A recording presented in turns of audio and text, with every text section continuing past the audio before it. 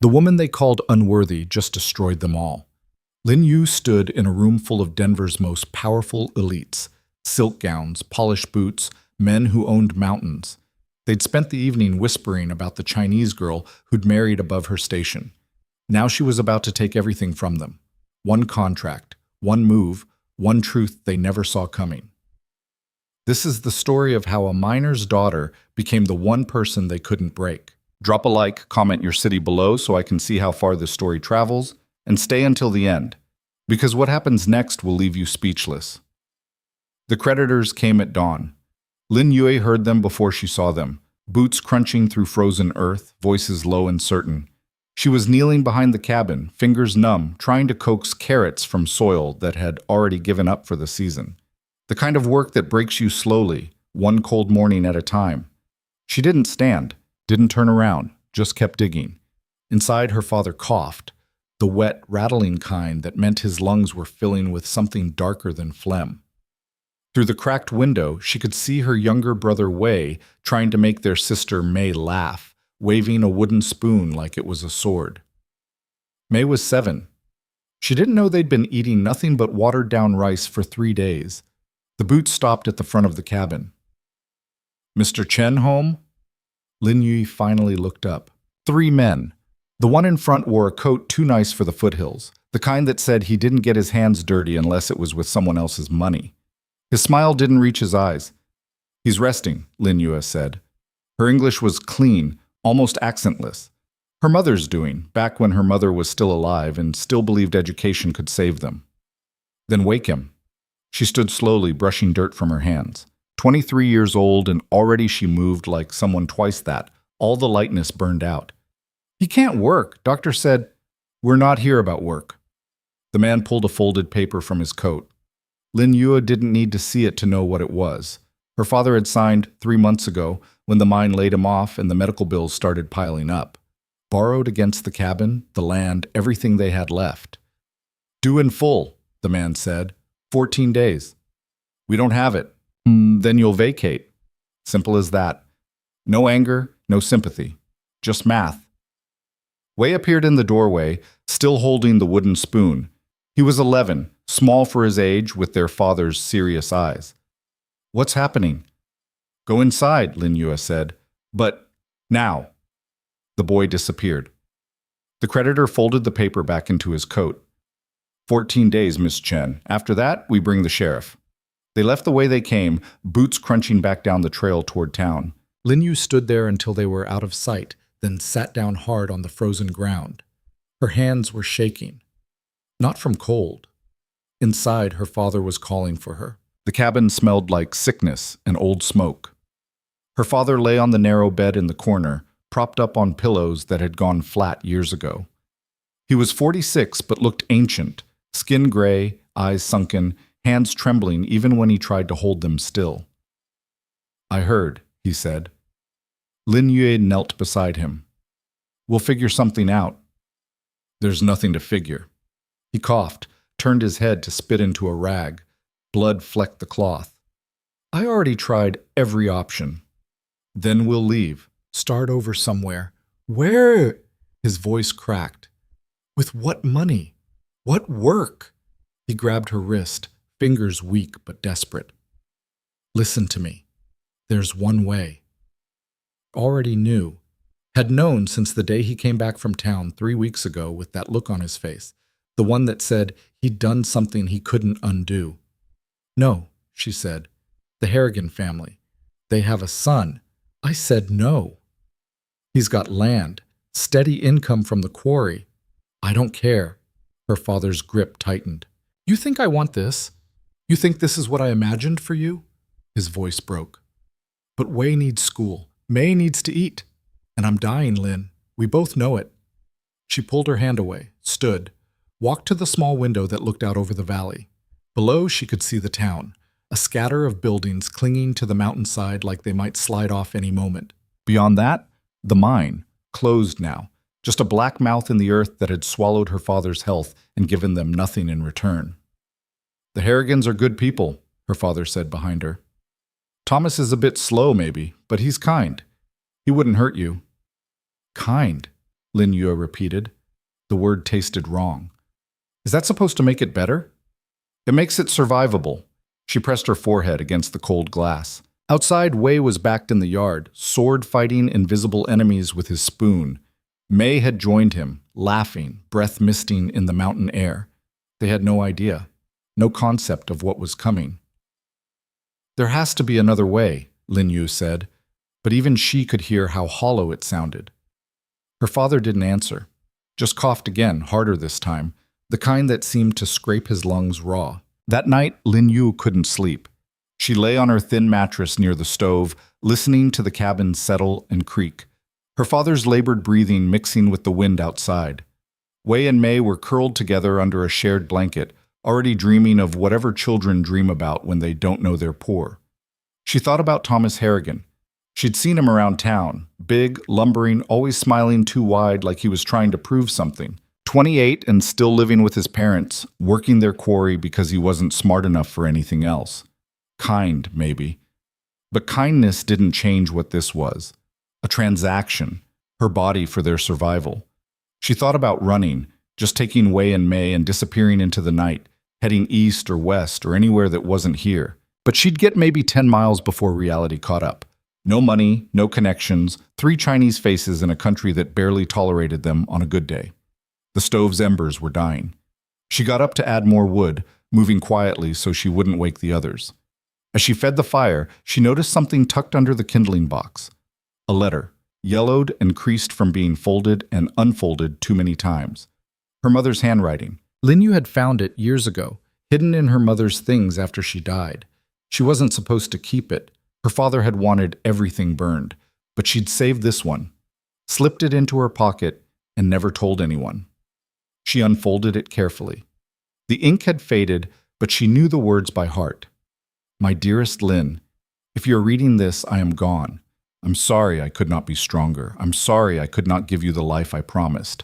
But remember, you are not me. You are fiercer than I ever was. Don't let this place break you the way it broke me. Don't let them make you small. Whatever comes, choose yourself. Even when it seems impossible, especially then. Lin Yue folded the letter and put it back. Her mother had died when she was 15. Tuberculosis, the doctor said, though Lin always suspected it was really just exhaustion, the bone-deep kind that comes from trying to survive in a place that doesn't want you. Choose yourself. Easy to write. Harder to do when choosing yourself meant watching your family starve. The knock came 3 days later. Not the creditors this time. Someone else. Lin Yue was outside again, this time trying to fix a broken section of fence that the wind had taken down. Her hands were blistered, fingers clumsy with cold, and she'd just smashed her thumb with the hammer when she heard footsteps. She turned, expecting maybe one of the neighbors, but instead found a stranger. A man, maybe 30, dressed in worn canvas pants and a heavy coat that had seen better days. Dark hair, serious face, eyes that seemed to take in everything without giving anything back. He stood at the edge of their property like he was waiting for permission to approach. Help you? Lin Yue said, still holding the hammer. Looking for Mr. Chen. He's resting. I'm his daughter. The man nodded slowly. Name's Rowan Voss. I heard you might be in some difficulty. Lin Yu's grip tightened on the hammer. News travels fast. Small town. But if you're here to offer charity, you can leave. Something flickered across Rowan's face. Not offense, more like recognition. Not charity, he said. Business. She studied him. He didn't look like the usual types who came sniffing around when people were desperate. No predatory smile, no nervous energy, just steady and calm like he had all the time in the world. What kind of business? She asked. The kind best discussed inside. Lin Yue hesitated. Every instinct told her to send him away, but curiosity won. She set down the hammer and led him to the cabin. Inside, her father was awake, sitting at the small table they used for everything, eating, studying, arguing. He looked up when they entered, confusion crossing his face. This is Rowan Voss, Lin Yue said. Says he has business with us. Her father started to stand, but Rowan waved him down. Stay seated, Mr. Chen. I won't take much of your time. Wei and Mei had gone quiet in the corner, watching this stranger with wide eyes. Lin Yue positioned herself between them and Rowan without thinking about it. Rowan pulled out a chair, didn't wait to be offered, and sat. "I'll be direct," he said. "I know about the debt, I know about the deadline, and I know about the arrangement you're considering with the Harrigan family." Lin Yu's father stiffened. "That's private business." "It's survival," Rowan said. "I understand that, but I have a different proposal." "We're not interested in loans," Lin Yu cut in. "We can't take on more debt." "I'm not offering a loan." Rowan looked directly at her. "I'm offering marriage." The silence that followed was absolute. Even Wei and Mei seemed to sense this was something beyond normal conversation. Lin Yu found her voice first. "You don't know me." "No." "You've never seen me before today." "That's right." "So why—" She stopped, started over. "What's wrong with you?" Rowan almost smiled. Almost. "Fair question. Answer is nothing you need to worry about. I'm healthy, employed, and I own property in the mountains. No debts, no vices worth mentioning." "Then why do you need a wife you've never met?" "Because I need a wife, and you need a way out." He said it like it was the most reasonable thing in the world. "I'll clear your family's debt. Set them up somewhere better than this. Make sure your father gets proper medical care and your siblings finish school." "In exchange for what?" Lin Yu's voice had gone flat, dangerous.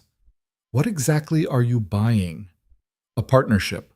Someone capable of managing a household, handling correspondence, representing me when necessary.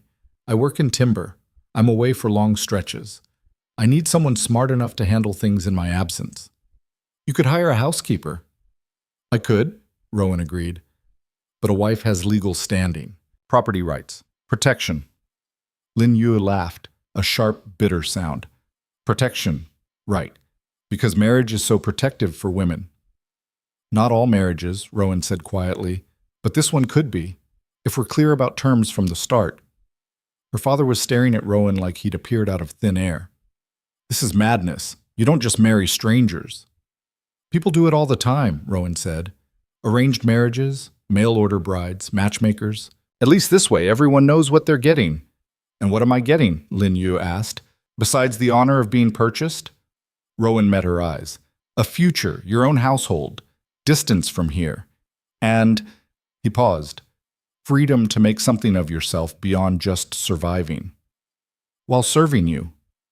"While being my partner," he corrected. "There's a difference."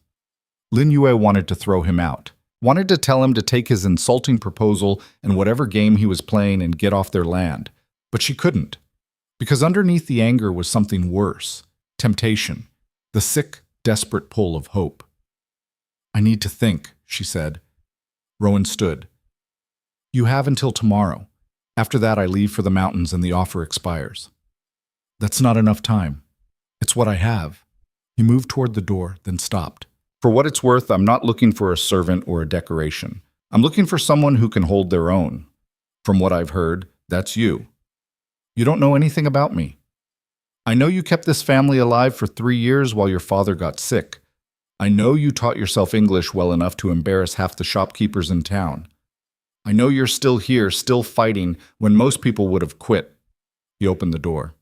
"That's enough." Then he was gone, leaving them in stunned silence. Wei spoke first. "Was that real?" Lin Yue sank into the chair Rowan had vacated.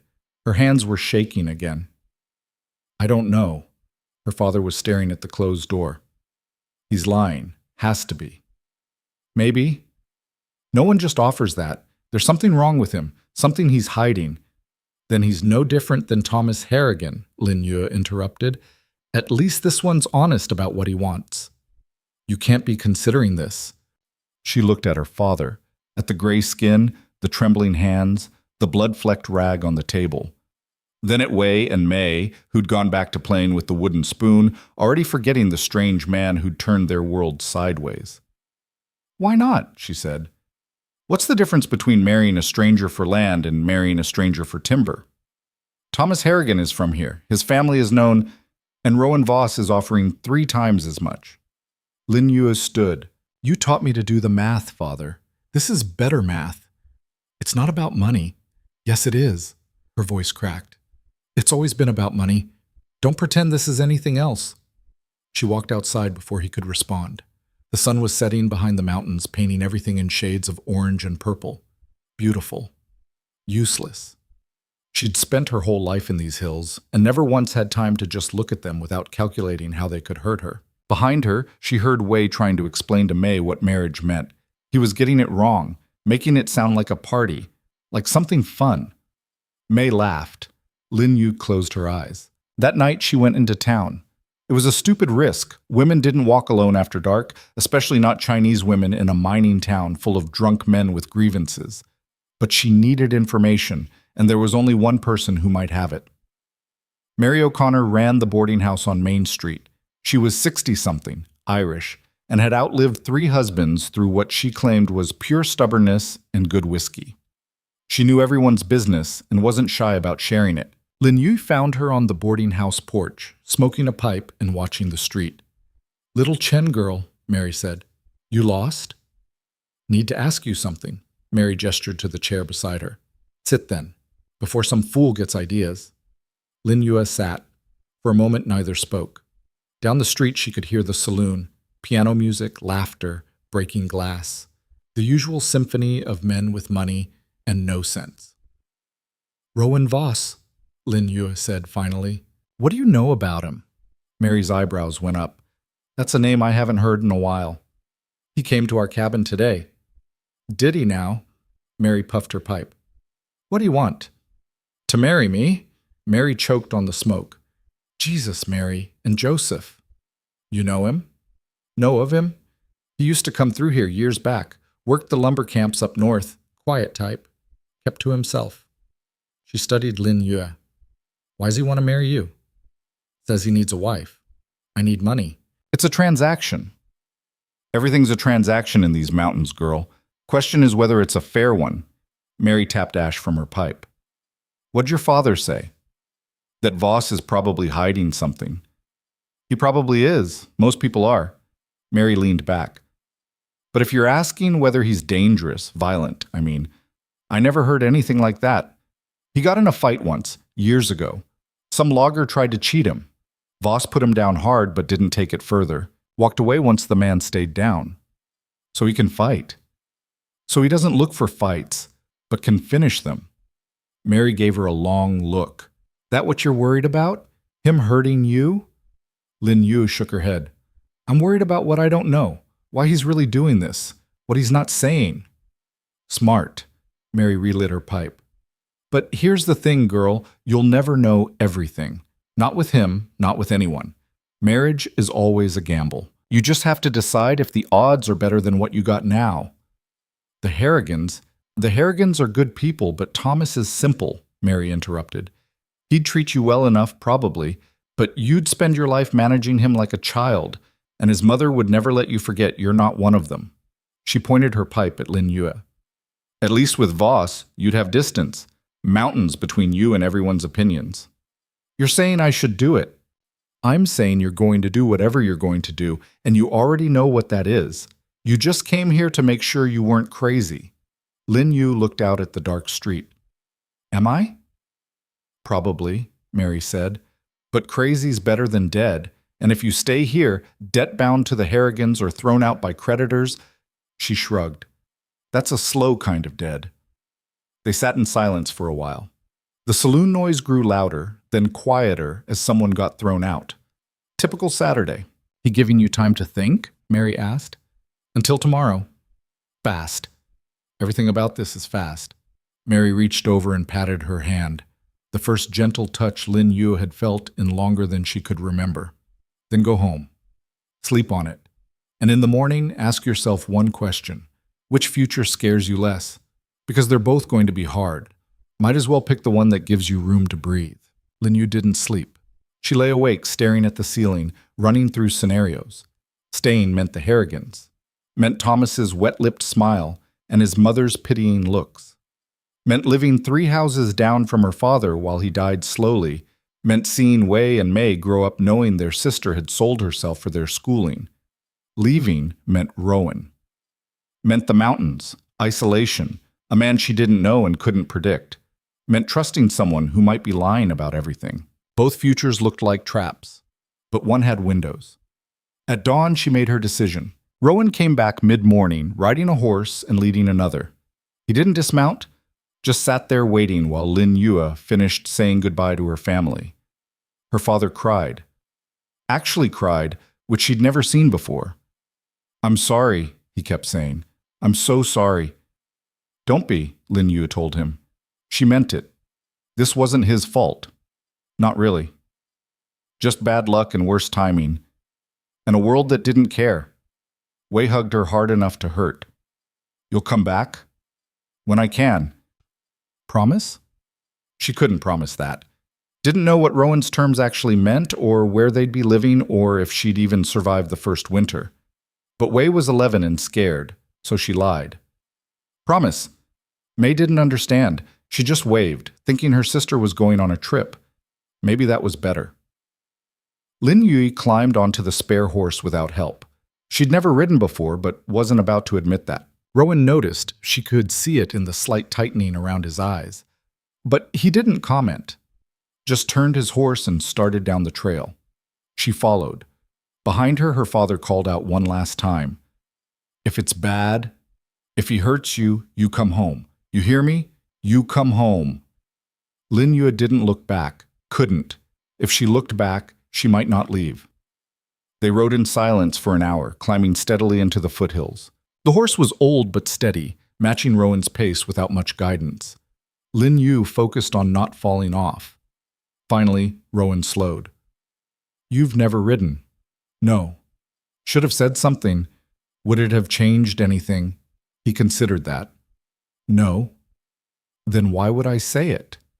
Something that might have been respect crossed his face. Fair point. They kept going. The trail narrowed, forcing them single file.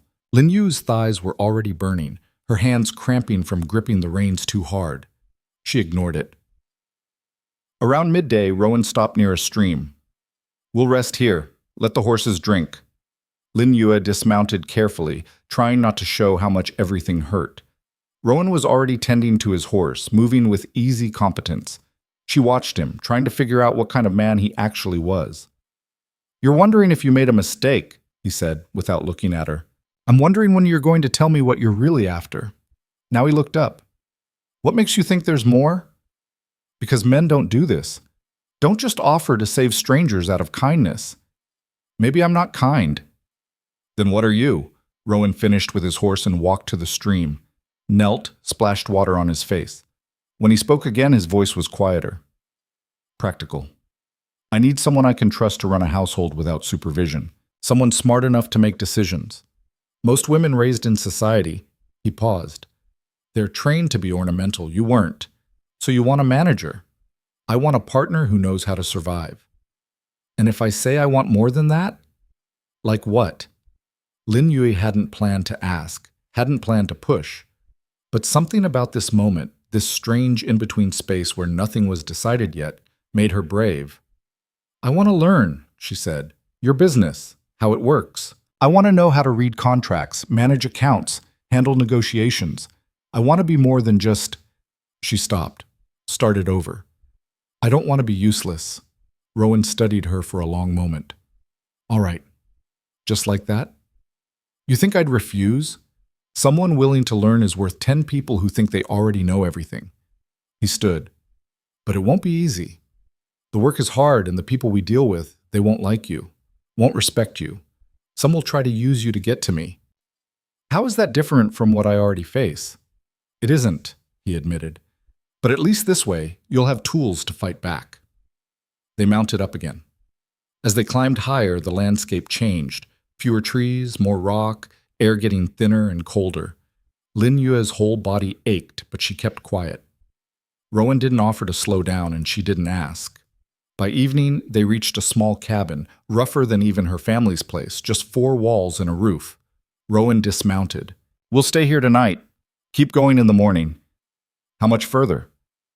3 more days. 3 days of this.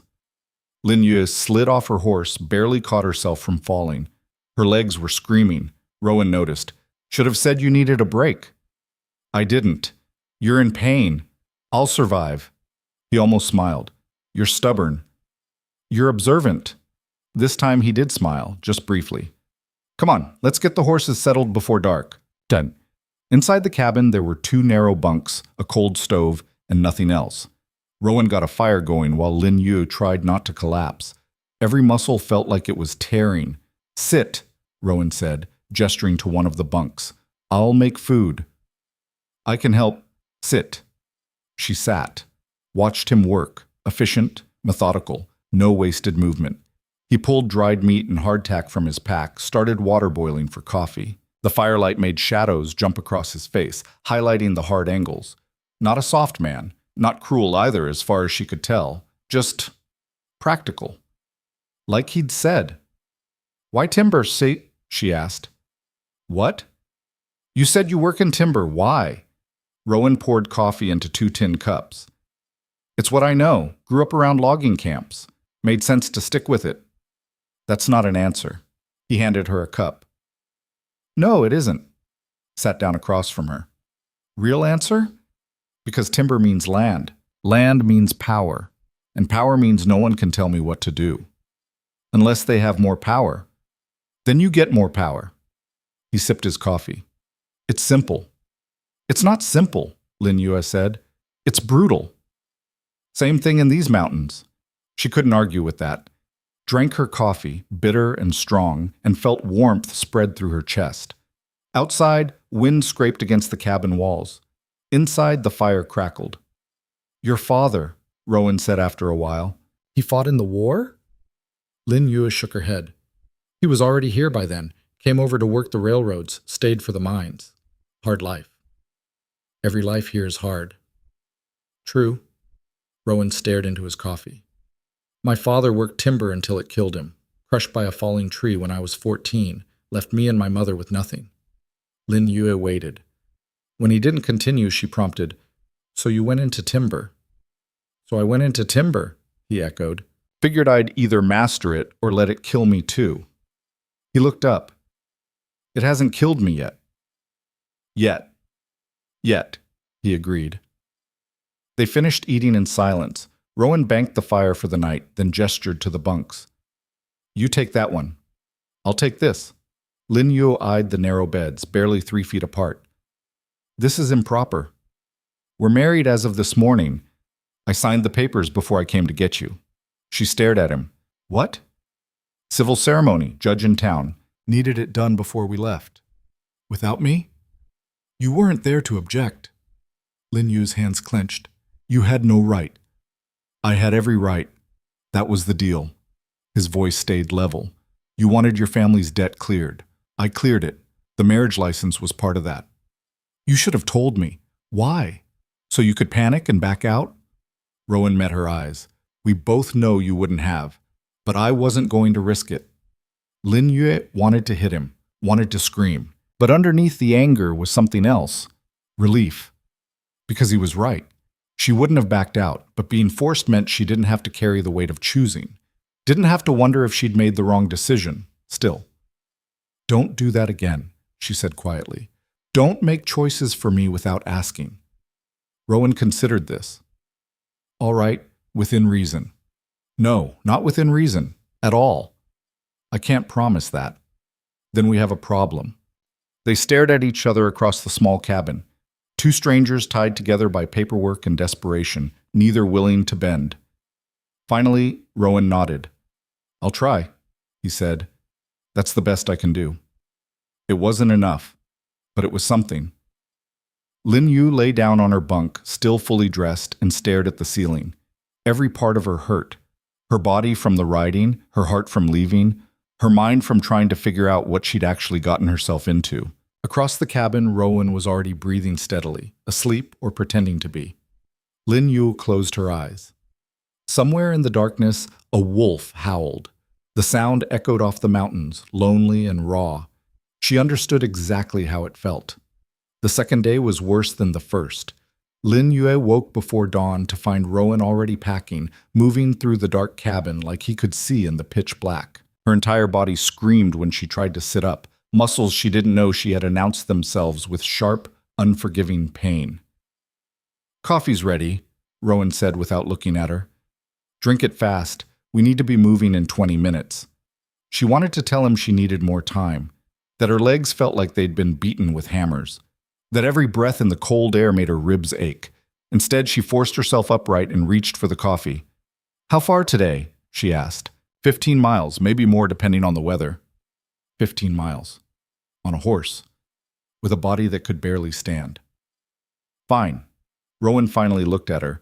In the pre-dawn gray, his face was all shadows and hard edges. "You don't have to pretend." "I'm not pretending." "You can barely move." "I said I'm fine." Lin Yue drank the coffee too fast, scalding her throat. Welcomed the pain because it was different from the rest. Something shifted in Rowan's expression. Not quite respect, not quite amusement. "You're going to hurt yourself pushing this hard." "Then I hurt myself." He studied her for another moment, then shrugged. "Your choice." They rode out as the sun broke over the mountains, painting the snow-capped peaks in shades of pink and gold.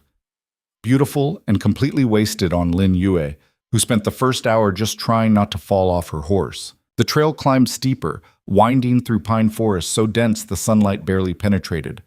Ice crunched under the horse's hooves. Somewhere in the distance, water rushed over rocks. A river, maybe. Or just runoff from the snowmelt higher up. Around mid-morning, the trail narrowed to almost nothing. A shelf of rock barely wide enough for the horses, with a cliff face on one side and a drop into empty air on the other. Lin Yue's horse balked, sensing the danger. "Don't pull back," Rowan called from ahead. "Let him find his footing." Easy for him to say. Lin Yue loosened her grip on the reins, fighting every instinct that screamed to hold tighter. The horse took a tentative step, then another. Rocks skittered over the edge, falling into nothing. She didn't look down. "Good," Rowan said. "Keep your weight centered." She made it across. Barely. Her hands were shaking so hard she had to clench them into fists to make them stop. Rowan waited for her on the other side, watching with that same unreadable expression. "You're afraid of heights." "I'm fine." "You're white as a sheet." Lin Yue urged her horse forward. "Are we stopping or moving?" "Moving." But he stayed close after that, keeping his horse level with hers instead of taking the lead. Lin Yue told herself it was annoying, this assumption that she needed protecting. Told herself she didn't need anyone watching over her. But when the trail narrowed again an hour later, she was grateful he was there. By noon, they stopped to rest near a frozen stream. Lin Yue dismounted and immediately regretted it. Her legs buckled, sending her to her knees in the snow. Rowan was beside her in seconds. "Easy. Don't." She pushed his hand away. "I'm fine." "You collapsed." I knelt. "There's a difference." "Not from where I'm standing." Lin Yue forced herself upright, using the horse for support. Everything spun for a second, then steadied. "We need to keep moving." "We need to eat." Rowan pulled jerky and more hardtack from his pack. "Sit down before you fall down." She wanted to argue, wanted to prove she could handle this, that marrying him hadn't been a mistake, that she was strong enough for whatever came next. But her body had other ideas. She sat. They ate in silence. The jerky was tough and salty, the hardtack like chewing rocks. Lin Yu's jaw ached, but she forced it down anyway. Around them, the forest was eerily quiet. No birds, no wind, just the occasional crack of ice settling. "Why is it so quiet?" she asked. "Storm coming." Rowan scanned the sky. "We need to reach the next shelter before it hits." "How far?" 6 miles. Lin Yue looked at the mountains ahead, then at her horse, then at her own trembling hands. 6 miles might as well be 60. "Then we should move. Can you ride?" "I don't have a choice." Rowan's jaw tightened. "That's not an answer." "It's the only answer that matters." They mounted up again. The temperature was dropping. Lin Yue could feel it in the way the air bit at her exposed skin, the way her breath came out in thicker clouds. Her coat wasn't warm enough for this altitude. Another thing she hadn't considered when she'd made this decision. The storm hit an hour later. First came the wind, sudden and vicious, tearing through the trees with a sound like screaming. Then the snow, thick and wet, coming down so fast Lin Yue could barely see 5 feet ahead. The horses slowed, fighting against the wind. "Stay close," Rowan shouted over the storm. "Don't lose sight of me," Lin Yue tried. But the world had turned white. No trail, no landmarks, just endless snow and wind. Her horse stumbled, recovered, stumbled again. She gripped the reins so hard her fingers went numb. Something dark loomed ahead. Rowan, maybe, or just a tree. She aimed for it. The wind shoved her sideways. Her horse reared, panicking, and Lin Yue felt herself sliding. Hands grabbed her coat, pulled her forward. Rowan's face appeared through the snow, close enough to see the ice forming in his eyebrows. "Stay on the horse," he yelled. "I'm trying." He didn't let go. Instead, he grabbed her horse's bridle and started leading both animals forward, fighting the storm with single-minded determination. Lin Yu just held on. Time stopped meaning anything. They could have been walking for minutes or hours. Lin Yue couldn't tell. The cold had worked its way past her coat, past her skin, settling into her bones. Her teeth chattered. Her hands had stopped feeling like they belonged to her. Then, suddenly, they weren't moving anymore. Rowan was shouting something, but the wind tore the words away. He dismounted, still holding both horses, and started pulling them toward something. A dark shape in the white. A cabin. Smaller than the last one, half buried in snow, but solid. Rowan got the door open and pushed her horse inside. Lin Yu tried to dismount and couldn't. Her legs wouldn't respond. Rowan had to physically pull her off the horse and half carry her into the shelter. The cabin was pitch black and freezing, but at least the wind couldn't reach them. Rowan lowered her onto something, a bench maybe, and disappeared. She heard him moving around, the horses stamping and blowing. Then light flared as he got a lantern lit. "Can you feel your fingers?" he asked. Lin Yue tried to move them, couldn't. "No." "Toes?" "No." "Damn." Rowan started pulling off her gloves. Her hands were white, the fingertips starting to gray. "This is going to hurt." "What?" He pressed her hands between his own, rubbing firmly. Pain exploded through her fingers, sharp and burning, like they were being stabbed with hot needles. Lin Yu gasped. "I know," Rowan said, not stopping. "But if I don't do this, you'll lose them." The pain got worse. Lin Yu bit down on her lip hard enough to taste blood, refusing to scream. Rowan kept rubbing, methodical and relentless, forcing circulation back into her frozen fingers. "Boots off," he said. "Now." She tried. Her hands wouldn't cooperate.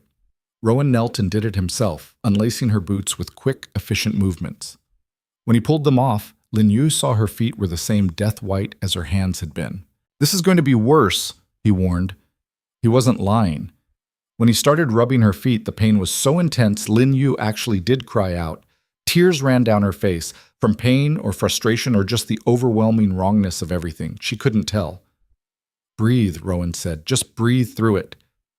"It hurts." "I know, but you're going to be fine." He kept working, patient and thorough. "Color's coming back. You're going to be fine." Slowly, agonizingly, sensation returned. Lin Yue could feel her toes again, her fingers, though they throbbed like someone had hit them with a hammer. Rowan finally sat back, satisfied. "You'll live," he said. "Lucky me," Lin Yu's voice shook. "How long until the storm passes?" Rowan looked toward the door where wind still howled. "Could be hours, could be days." "Days. This is the mountains. Weather does what it wants."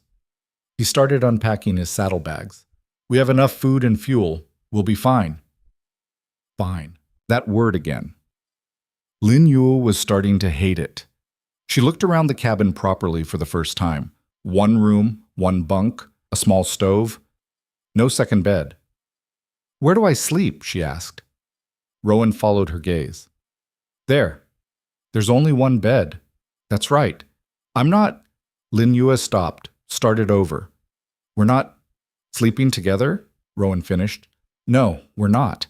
But we're sharing the bed because it's the only way to stay warm enough to survive the night." He met her eyes.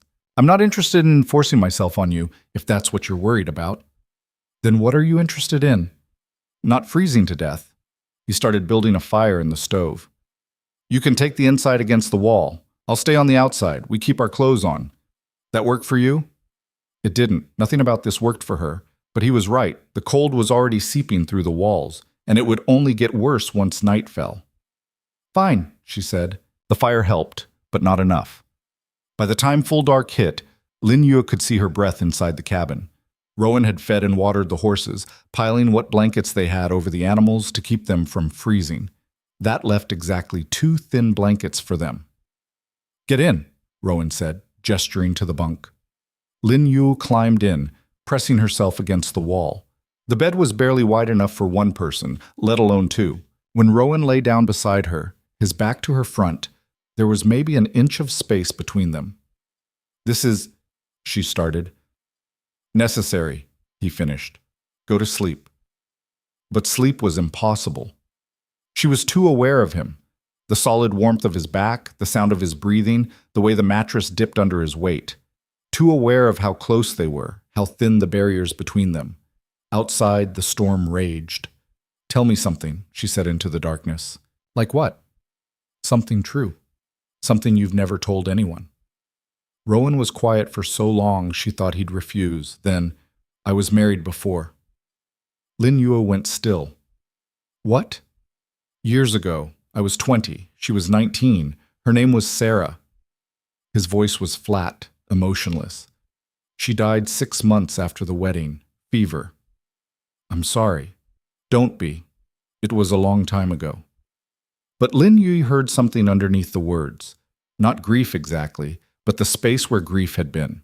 "Is that why you need a wife now? Because you lost one?" "No, I need a wife because the business requires it. Contracts, property rights, social standing, all of it's easier with a wife." He shifted slightly. "But I learned something from Sarah." "What?" "That marrying for love is stupid. Love doesn't protect you, doesn't pay debts or secure land or keep you warm." He paused. What we have, this is better. Clear terms, no expectations." Lin Yue thought about her mother's letter. "Choose yourself, even when it seems impossible." "You don't believe that," she said. "What?" "That this is better. You're trying to convince yourself." Rowan rolled over to face her. In the dim firelight from the stove, his eyes were shadowed. "What are you, a mind reader?" "I'm someone who recognizes running when I see it." "And you're not running?" "Of course I am," Lin Yue said. "But I'm not pretending I'm not." Something shifted in his expression, surprise maybe, or recognition. "Fair enough." They lay there facing each other in the narrow bed. Outside, wind hammered at the walls. Inside, the silence stretched. "Your turn," Rowan said finally. "My turn what?" "Something true. Something you've never told anyone." Lin Yu hesitated, then, "I'm terrified." "Of what?" "Everything. That I made the wrong choice. That this won't work. That I'll fail and there won't be anywhere left to run." Her voice dropped. "That I'm not strong enough." "You crossed that trail today. The narrow one." "So?" "So you were afraid, but you did it anyway." Rowan's eyes didn't leave hers. "That's what strength is. Not the absence of fear, just doing it scared." "Is that supposed to make me feel better?" "I don't know, does it?" Lin Yu considered. "No." "Then I guess I'm bad at this." But the corner of his mouth lifted, almost a smile. Almost. The wind died down sometime after midnight. Lin Yu knew because she was still awake, listening to it fade from a roar to a whisper to nothing. Beside her, Rowan had finally fallen asleep, his breathing deep and even. She studied his face in the dying firelight. Younger than she'd thought, maybe, or just less guarded in sleep. Hard to tell. What had she gotten herself into? A marriage to a stranger who'd lost his first wife and decided love was weakness. A journey into mountains she'd never seen to a place she couldn't imagine. A future built on practicality and clear terms and the absence of expectations. Her mother would have hated it, but her mother was dead and Lin Yue was alive, and sometimes that was all you could ask for. She closed her eyes. The storm broke before dawn. Lin Yue awoke to sunlight streaming through gaps in the walls and Rowan already up, saddling the horses. Her body felt like it had been thrown down a mine shaft, every muscle stiff and screaming, but at least she could feel her fingers and toes. "How far to go?" she asked, sitting up slowly. "If we push hard, we can make it by nightfall." Rowan tightened a strap on his saddle. "One more day. One more day." Lin Yue wasn't sure if that was a relief or a threat. They rode out into a transformed world. The storm had buried everything in fresh snow, at least 2 feet, maybe more in the drifts. The horses struggled through it, breaking trail step by painful step. Progress was measured in yards, not miles. By midday, they'd covered maybe 3 miles.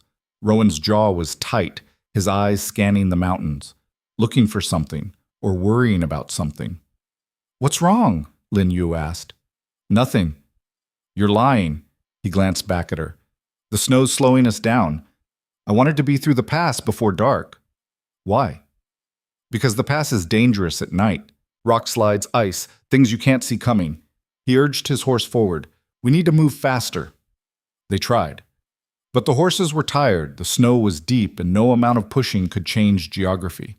The sun tracked across the sky, afternoon bleeding into evening, evening sliding toward dusk.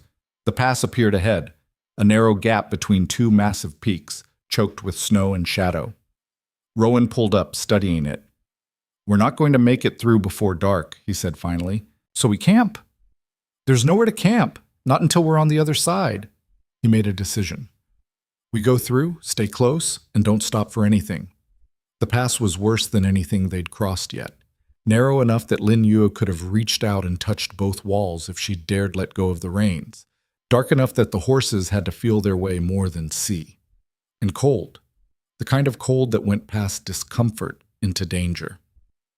They were halfway through when Lin Yu heard it. A rumble, low and deep, coming from above. "Rowan, I hear it. Don't stop. Don't look up. Just keep moving." The rumble got louder. Rocks started falling, small ones at first, pebbles and ice, then bigger chunks. Lin Yue's horse spooked, trying to turn back. She forced him forward. Then the whole mountainside seemed to let go. Rowan shouted something. She couldn't hear what. And then there was just noise and chaos and rocks slamming down around them. Lin Yue's horse reared. She held on. Barely. Something hit her shoulder. A rock, glancing blow, hard enough to knock the air from her lungs. And then they were through. The pass opened onto a slope leading down into a valley. Rowan didn't slow. He kept pushing until they were well clear of the falling rocks. Only then did he stop and turn back. "You hurt?" Lin Yu took inventory, shoulder throbbing, probably bruised, everything else intact. "I'm fine." "Let me see." "I said I'm fine." Rowan rode up beside her and pulled her coat aside before she could stop him. His expression darkened. "You're bleeding." She looked down. Blood was seeping through her shirt where the rock had hit. Not much, but enough. "It's nothing," she said. "It needs to be cleaned." He scanned the valley ahead. "Another hour. Can you make it?" "Do I have a choice?" "No." But his voice was gentler than before. "One more hour. Then you can rest." That hour stretched like taffy. Every step made her shoulder throb worse. Blood soaked into her shirt, sticky and warm. Lin Yu focused on staying upright, staying conscious, staying on the damn horse. Then Rowan stopped. "We're here," he said. Lin Yu looked up, and her breath caught. The valley below was like something out of a dream, vast and green despite the snow on the surrounding peaks. A river cut through the center, glinting in the last of the daylight, and at the valley's heart, surrounded by timber and stone. An estate. Not a cabin, not a homestead. An actual estate, sprawling buildings, outbuildings, what looked like stables and a sawmill and houses for workers. Smoke rose from multiple chimneys. Lanterns were being lit as dusk fell, making the windows glow like eyes. Lin Yu stared. "You said you worked in timber," she said slowly. "I do." "You said you owned property." "I do." "You didn't say—" She couldn't finish. Didn't have words for what she was seeing. Rowan watched her carefully. "Would it have changed your decision?" "I don't know." "Maybe." "Yes." Lin Yu turned to look at him. "What are you?" "Someone who needed a wife who could handle this." He gestured to the valley. "Someone who wouldn't be intimidated by the work or the scale. Someone practical." "You lied." "I didn't lie. I just didn't tell you everything." "That's the same thing." "No, it's not." Rowan's voice hardened. "If I'd told you, you would have thought I was mocking you, slumming, playing games with your family's desperation. You would have refused." "You don't know that." "Yes, I do. Because I've seen it happen. I've watched men marry poor women and parade them like trophies. And I've watched those women turn bitter or broken. He met her eyes. I needed someone who would see this as work, not rescue, who would pull their weight instead of playing helpless. So you tricked me. I gave you a choice with the information you needed to make it. Everything else, he gestured to the estate, that's just logistics. Lin Yu wanted to scream, wanted to turn her horse around and ride back through that deadly pass. Storm and rockslide be damned. But her shoulder was screaming and her body was failing, and the truth was she had nowhere else to go. I need to think, she said. Think while we ride. It's getting dark and you're still bleeding. They descended into the valley. As they got closer, Lin Yue could make out more details. The main house was stone and timber, 2 stories with a wide porch and carved railings. The outbuildings were well maintained. The whole place hummed with activity, even in the fading light. Men moving between buildings, smoke rising, the sound of saws and hammers. People noticed them approaching. Workers stopped to stare. A few called out greetings to Rowan. He acknowledged them with nods but didn't stop. They pulled up in front of the main house. A woman emerged onto the porch, older, maybe 50, gray hair pulled back in a severe bun. She took one look at Lin Yue and her expression went cold. Rowan, she said, you brought her. This is my wife, Lin Yue. Rowan dismounted, then helped Lin Yue down before she could refuse. Lin, this is Margaret. She manages the house. Oh. Margaret's eyes raked over Lin Yue, taking in the blood-soaked coat, the dirt, the exhaustion. Her lip curled slightly. I see. She's injured, Rowan said. Get Clara to look at her shoulder and prepare the guest room. The guest room? Margaret's eyebrows rose. Not your... The guest room, Rowan repeated. His voice didn't rise, but something in it made Margaret's mouth snap shut. Now please. Margaret disappeared inside. Rowan turned to Lin Yue. Can you walk? I can walk. Then let's get you inside. The house was warm and overwhelming. Polished wood, thick rugs, furniture that looked like it cost more than her family's entire cabin. Lin Yue stood in the entrance hall, dripping melted snow and blood onto expensive floors, and felt completely out of place. A younger woman appeared, Clara, presumably. She took one look at Lin Yu's shoulder and tisked, upstairs, now. Lin Yu followed her up a wide staircase to a bedroom that was bigger than the cabin she'd shared with her whole family. Clara started pulling off Lin Yu's coat with practiced efficiency. How'd this happen? She asked. Rock slide. Lucky it wasn't worse. Clara examined the wound, a deep gash, still oozing. Going to need stitches. Fine. Clara worked quickly, cleaning the wound with something that burned like fire, then threading a needle. Lin Yu watched her work and didn't flinch when the needle went through skin. She'd survived the last 3 days. A few stitches were nothing. You're tougher than you look, Clara said, tying off the last stitch. I get that a lot. Good. You'll need to be tough here. Clara started bandaging the wound. Margaret doesn't like outsiders, and the workers... She paused. Well, they're not used to Chinese folk. Might be some trouble. There's always trouble. True enough. Clara finished the bandage and stepped back. Clean clothes in the wardrobe. Come down when you're ready. Dinner's at 7. She left. Lin Yu stood alone in the too-big room, looking around at furniture she didn't recognize and luxury she'd never imagined. Through the window, she could see the valley spreading out below, beautiful and foreign and completely overwhelming. What had she done? She thought about her father coughing blood into rags. About Wei and Mei, probably asleep now in their small cabin. Full bellies for the first time in months because Rowan's money had already cleared their debts. About her mother's letter. Choose yourself. She'd chosen. For better or worse, she'd chosen. Now she had to live with it. Lin Yue changed into clean clothes, a simple dress that was still nicer than anything she'd ever owned, and went downstairs. The city announcement came without warning. They'd been at the mountain estate for 6 weeks when Rowan walked into the study where Lin Yue was working through timber contracts. His face unreadable in that way she'd learned meant trouble. We need to go to Denver, he said. Lin Yue looked up from the ledger. Her fingers were ink-stained, eyes tired from squinting at small numbers. When? 3 days. There's a reception at the governor's residence. We're expected. Expected by who? People who matter. Rowan moved to the window, hands clasped behind his back. The territorial legislature is voting on land use regulations next month. Timber rights, water access, mineral claims. If we're not there, we lose influence. Lin Yue set down her pen. You never mentioned Denver before. Didn't think it would matter this soon. What's that supposed to mean? He turned. It means I thought I'd have more time to prepare you. The words landed like a slap. Lin Yue stood, chair scraping against wood. Prepare me for what exactly? Being presentable? Not embarrassing you? That's not what I meant. Then what did you mean? Her voice had gone sharp. Because it sounds like you're saying I'm not ready to be seen with you in public. Rowan's jaw tightened. The people in Denver, they're not like here. They'll look for weakness. Anything they can use against us. Against you, you mean? Against both of us now. He crossed his arms. You're my wife. That makes you a target. Lin Yue laughed, brittle and hard. I've been a target my whole life, Rowan. Being Chinese in a white town, being poor, being a woman. You think Denver can throw something at me I haven't already survived? These aren't miners with grudges.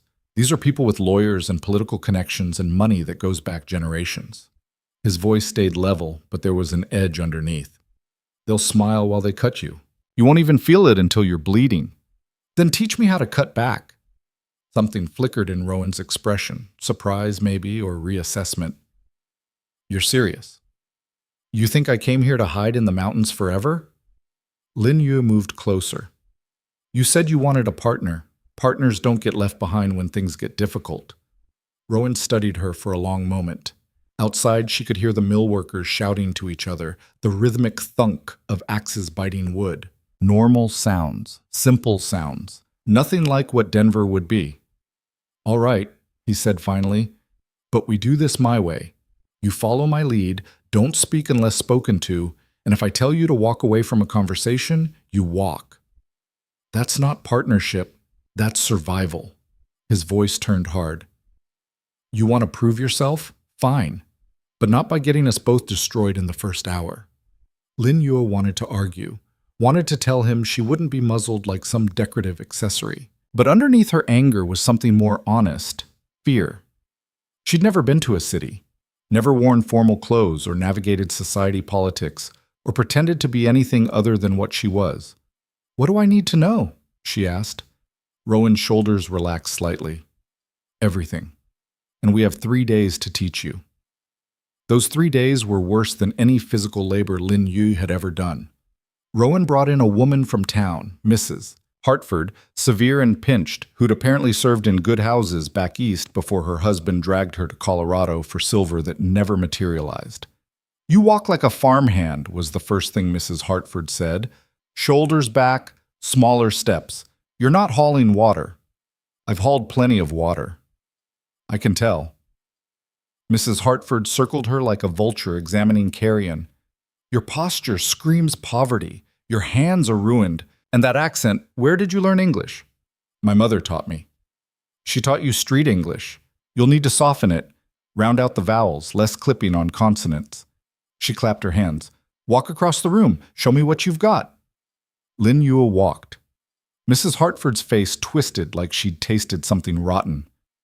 Again, pretend you're not angry at the floor. I'm not. Again. They drilled for hours, walking, sitting, seeing, standing, holding a teacup without looking like she wanted to throw it. Mrs. Hartford corrected everything, her posture, her gestures, the way she tilted her head when listening. You're too direct, the woman said.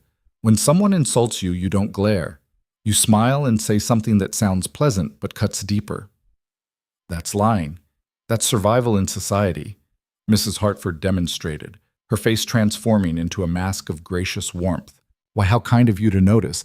I do try so hard. Then back to her normal, severe expression. When what you really mean is, I've noticed you're an idiot, but I'm too polite to say so. That's exhausting. Welcome to being a woman in polite society. The dress fitting was worse. Mrs. Hartford had brought 3 options, all too tight, too revealing, too everything. Lin Yu stood in the bedroom while the woman laced a corset that made breathing an abstract concept. This is torture. This is fashion. Mrs. Hartford pulled tighter. Beauty requires suffering. Beauty can go to hell. That attitude won't serve you in Denver. Another pull. Lin Yu's ribs creaked. Those women have been doing this since they were children. They know how to weaponize appearance. You need to at least look like you belong, even if you don't feel it. Lin Yu caught her reflection in the mirror. Face flushed, eyes watering, trussed up like a Christmas goose. I look ridiculous. You look different, that's the point. Mrs. Hartford stepped back, assessing. The dress will help. Dark blue, I think. Brings out your eyes without being too bold. I don't care about my eyes. You should. They're your best feature. Everything else, she waved a hand, we can work with. But those eyes are sharp, intelligent. Use them. That evening, Rowan found Lin Yu in the study, still in the dress, unable to muster the energy to unlace herself. She was staring at a contract without really seeing it. How bad was it? He asked. Your Mrs. Hartford is a tyrant. She's effective. He poured 2 glasses of whiskey, handed her one. You'll thank her when you're not completely lost in Denver. Lin Yu took the glass but didn't drink. Is this what it's like? Your world? Parts of it? The parts that matter? Rowan sat across from her. The parts that have power, yes. Whether they matter is different. You think they don't? I think they matter because we let them matter. He swirled his whiskey. Take it all away. The titles, the money, the fancy houses. And most of those people would be useless. Can't build anything, can't grow anything, can't survive without servants doing everything for them. But they have the power anyway. For now. Something dangerous crossed his face. That's changing, slowly. People like us, who actually know how to work, we're the future. They just don't realize it yet. Lin Yu finally sipped her drink. It burned going down but left warmth in its wake. People like us? You mean people who started with nothing? I mean people who understand value beyond inheritance. He leaned forward. You know what the difference is between me and those Denver types? They're afraid of losing what they have. I'm still hungry to get more. That makes me dangerous. And me? You're hungrier than I am. Rowan's eyes caught the lamplight. That makes you terrifying. Lin Yu wasn't sure if that was a compliment or a warning. Before she could ask, Rowan stood. Get some rest. Tomorrow we practice conversation. Mrs. Hartford says you're too honest. Is that possible? In Denver? Absolutely. The train to Denver took 8 hours through mountain passes that made Lin Yu's stomach revolt. She spent the first hour fighting nausea, the second hour pretending she wasn't fighting nausea, and the remaining 6 staring out the window trying not to think about what was coming. Rowan sat across from her, reading newspapers and occasionally making notes in a small leather book. He'd transformed for the journey, formal suit, hair slicked back, wire-rimmed glasses that made him look more scholar than timberman, a stranger in familiar skin. Stop fidgeting, he said without looking up. I'm not. Your hands, he gestured. You keep twisting your ring. Lin Yu looked down. He was right.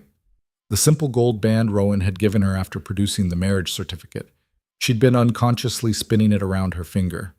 She forced her hand still. Nervous? Rowan asked. No. Liar. She almost smiled. Fine.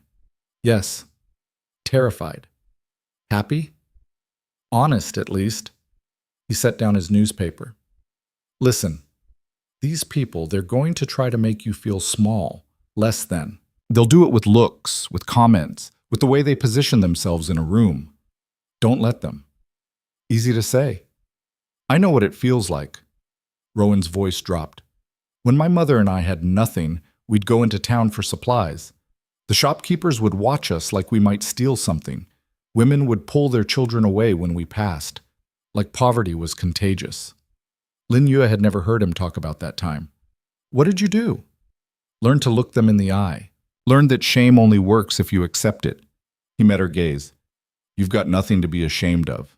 Remember that. The train lurched around a curve. Lin Yu's stomach lurched with it. And if I vomit on someone important, she asked, then we'll make it a power move. This time she did smile. Denver appeared through the window like something from a dream or a nightmare, depending. Buildings stacked high and close, streets packed with carriages and people and noise that seemed to come from everywhere at once. Lin Yue had thought the mining town was crowded. This was something else entirely. Their hotel was on Larimer Street, 5 stories of red brick and gilt that screamed wealth. A doorman actually opened the carriage for them, face carefully blank, as he took in Lin Yu's Chinese features and Rowan's mountain roughness barely hidden under city clothes. "Mr. and Mrs. Voss," Rowan said, handing over their bags like he'd done this 1,000 times. "We have a reservation." Inside, the lobby was all marble and crystal, people moving through it like they owned the air itself. Lin Yu tried to walk like Mrs. Hartford had taught her, shoulders back, small steps, like she belonged here. From the look she got, it wasn't working. A woman in an elaborate hat actually stopped mid-conversation to stare, whispered something to her companion. Both laughed behind gloved hands. Lin Yu's hands clenched. Rowan touched her elbow, just briefly. "Let them look," he murmured. "They'll get bored eventually." The room was on the 4th floor, 2 rooms actually, connected by a door. Rowan had insisted on separate spaces, some concession to propriety that Lin Yue appreciated more than she'd expected. As soon as the porter left, she collapsed into a chair. "How do people live like this?" "They're born into it, makes it easier." Rowan was already unpacking, efficient as always. "The reception is tonight, 6 hours. That's not enough time. It's what we have." He pulled out a dress she'd never seen before, deep blue silk with black trim, more elaborate than anything Mrs. Hartford had shown her. "This arrived yesterday. Should fit." Lin Yue stared at it. "That costs more than my family's cabin." "Probably." "Rowan, it's necessary." He laid it carefully across the bed. "In Denver, they judge everything. Your dress, your jewelry, how you carry yourself. We need every advantage." "We shouldn't need advantages. We should just—" "Should doesn't matter." His voice turned hard. "This is how the game is played. Either we play or we lose." Lin Yue wanted to argue but couldn't find the ground to stand on. He was right. Hating it didn't change reality. She spent the afternoon getting ready, a process that required the hotel's ladies' maid and took longer than any honest work she'd ever done. The maid was professional but distant, barely speaking as she laced Lin Yue into the corset, arranged her hair, applied subtle powder to her face. When it was done, Lin Yue barely recognized her reflection. The woman in the mirror looked polished, expensive, almost beautiful in a cold, distant way. Not Lin Yue at all. "You'll do," the maid said, which seemed to be the highest compliment available. Rowan knocked on the connecting door. "Ready?" "No." "Good enough." He entered, stopped. Something shifted in his expression. "You look uncomfortable." "I was going to say formidable." He offered his arm. "Shall we?" The governor's residence sat on Capitol Hill, all white stone and columns, lit up like someone had captured the sun. Carriages lined the circular drive, depositing people in silks and jewels who moved toward the entrance like a glittering river. Lin Yu's throat tightened. "Breathe," Rowan murmured. "Just another business meeting, with 100 people watching every move I make. Then give them something worth watching." They joined the flow into the house. Inside was overwhelming, chandeliers dripping crystal, paintings in gilt frames, servants moving through carrying champagne and delicate foods Lin Yu couldn't identify. Music floated from somewhere deeper in the house, strings and piano mixing with conversation and laughter. Everyone looked like they belonged. Everyone except her. A man approached. Older, silver-haired, wearing more medals than seemed necessary. "Rowan Voss. Wasn't sure you'd make it down from your mountain." "Governor Mitchell?" Rowan shook his hand. "Wouldn't miss it. May I introduce my wife, Lin Yue?" The governor's eyes flicked to her, assessment instant and complete. "Mrs. Voss, what an unexpected pleasure." The pause before unexpected was deliberate. Lin Yue felt it like a knife. "Governor," she said, keeping her voice level, "thank you for the invitation." Of course, of course." He was already looking past her, scanning the room for more important conversations. "Rowan, we should discuss those timber contracts. If you'll excuse us, Mrs. Voss." It wasn't really a question. Rowan glanced at Lin Yu, something apologetic in his eyes, then followed the governor toward a cluster of men in dark suits.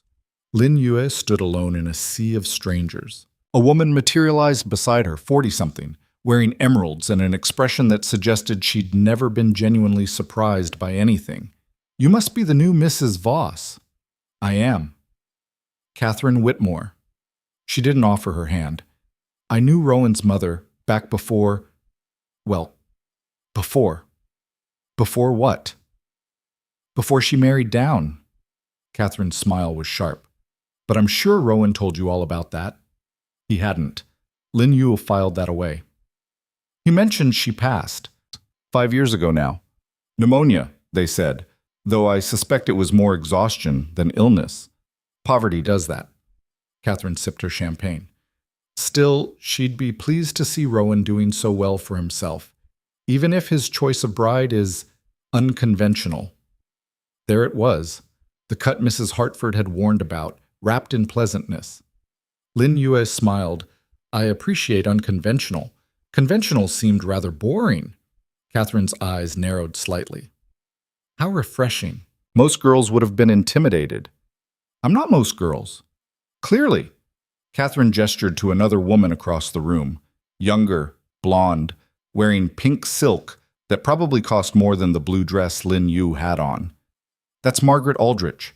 Her father owns half the rail lines in the territory. She and Rowan were engaged once, did you know?" Lin Yue didn't. Her stomach dropped, but she kept her face neutral. "Were they?" "Oh yes, 3 years ago. Everyone thought it was settled." Catherine leaned closer, voice dropping to conspiracy level. "Then Rowan's timber operation hit some trouble. Financial issues, I heard, and suddenly he disappeared into the mountains. Margaret was devastated." "She looks recovered." "Appearances can be deceiving." Catherine straightened. "Well, I should mingle. But do be careful, dear. These events can be treacherous for those unfamiliar with society. So easy to make mistakes." She glided away, leaving poison in her wake. Lin Yue grabbed champagne from a passing servant and drank it too fast. Across the room, Rowan was deep in conversation with the governor and several other men. Margaret Aldrich was watching him, face carefully composed but eyes hungry. This was a mistake. Coming here, pretending to be something she wasn't, thinking she could navigate a world that clearly didn't want her. "You're the Chinese woman who married Rowan Voss." Lin Yue turned. A man stood there, mid-30s, expensive suit, face that might have been handsome if not for the predatory edge. "I am." "Fascinating."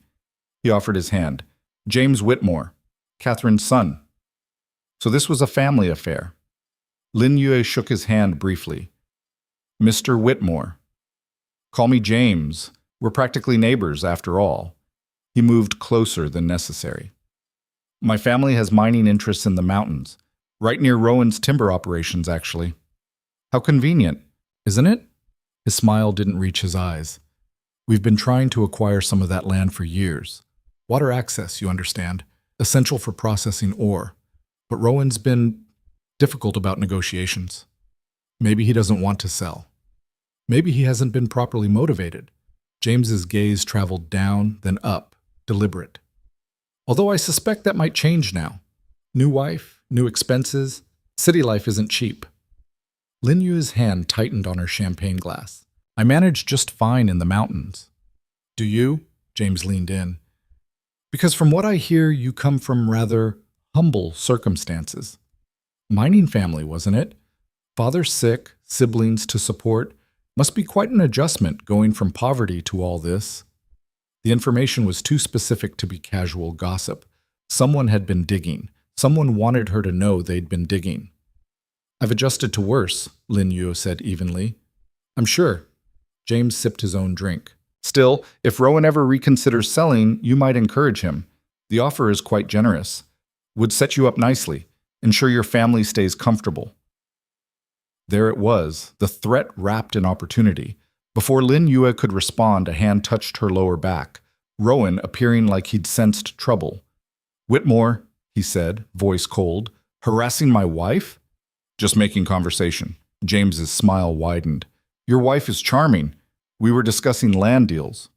"Were you?" It wasn't a question. Rowan's hand stayed on Lin Yue's back, possessive and protective. "The answer is still no." "Things change." "Not that." Rowan's voice dropped. Walk away, James. For a moment, the two men stared at each other. Then James laughed, light and easy, like they'd been discussing weather. Of course. Enjoy the evening, Mrs. Voss. I'm sure we'll speak again soon. He disappeared into the crowd. Lin Yue let out a breath she didn't realize she'd been holding. You all right? Rowan asked. Who's Margaret Aldrich? Rowan's expression closed. Where did you hear that name? Catherine Whitmore. Said you were engaged. Briefly, years ago, it didn't work out. Why not? Because she wanted someone socially acceptable, and I wanted... He stopped. It doesn't matter. That's done. But Margaret was still watching them from across the room, and Lin Yu understood this was more complicated than Rowan had admitted. These people weren't just political opponents. They were personal. The rest of the evening was a careful dance through conversations that felt like minefields. Lin Yui met developers, politicians, society wives who smiled with teeth and judged with eyes. Some were merely curious. Others were actively hostile. All of them made her feel like an intruder. At dinner, a formal affair with more forks than made sense, she was seated between a railroad executive who ignored her completely and a banker's wife who kept asking pointed questions about Oriental customs, like Lin Yue was some exotic specimen. Do you really eat with sticks? When appropriate. How peculiar. And those clothes you people wear, what are they called again? Depends on the style.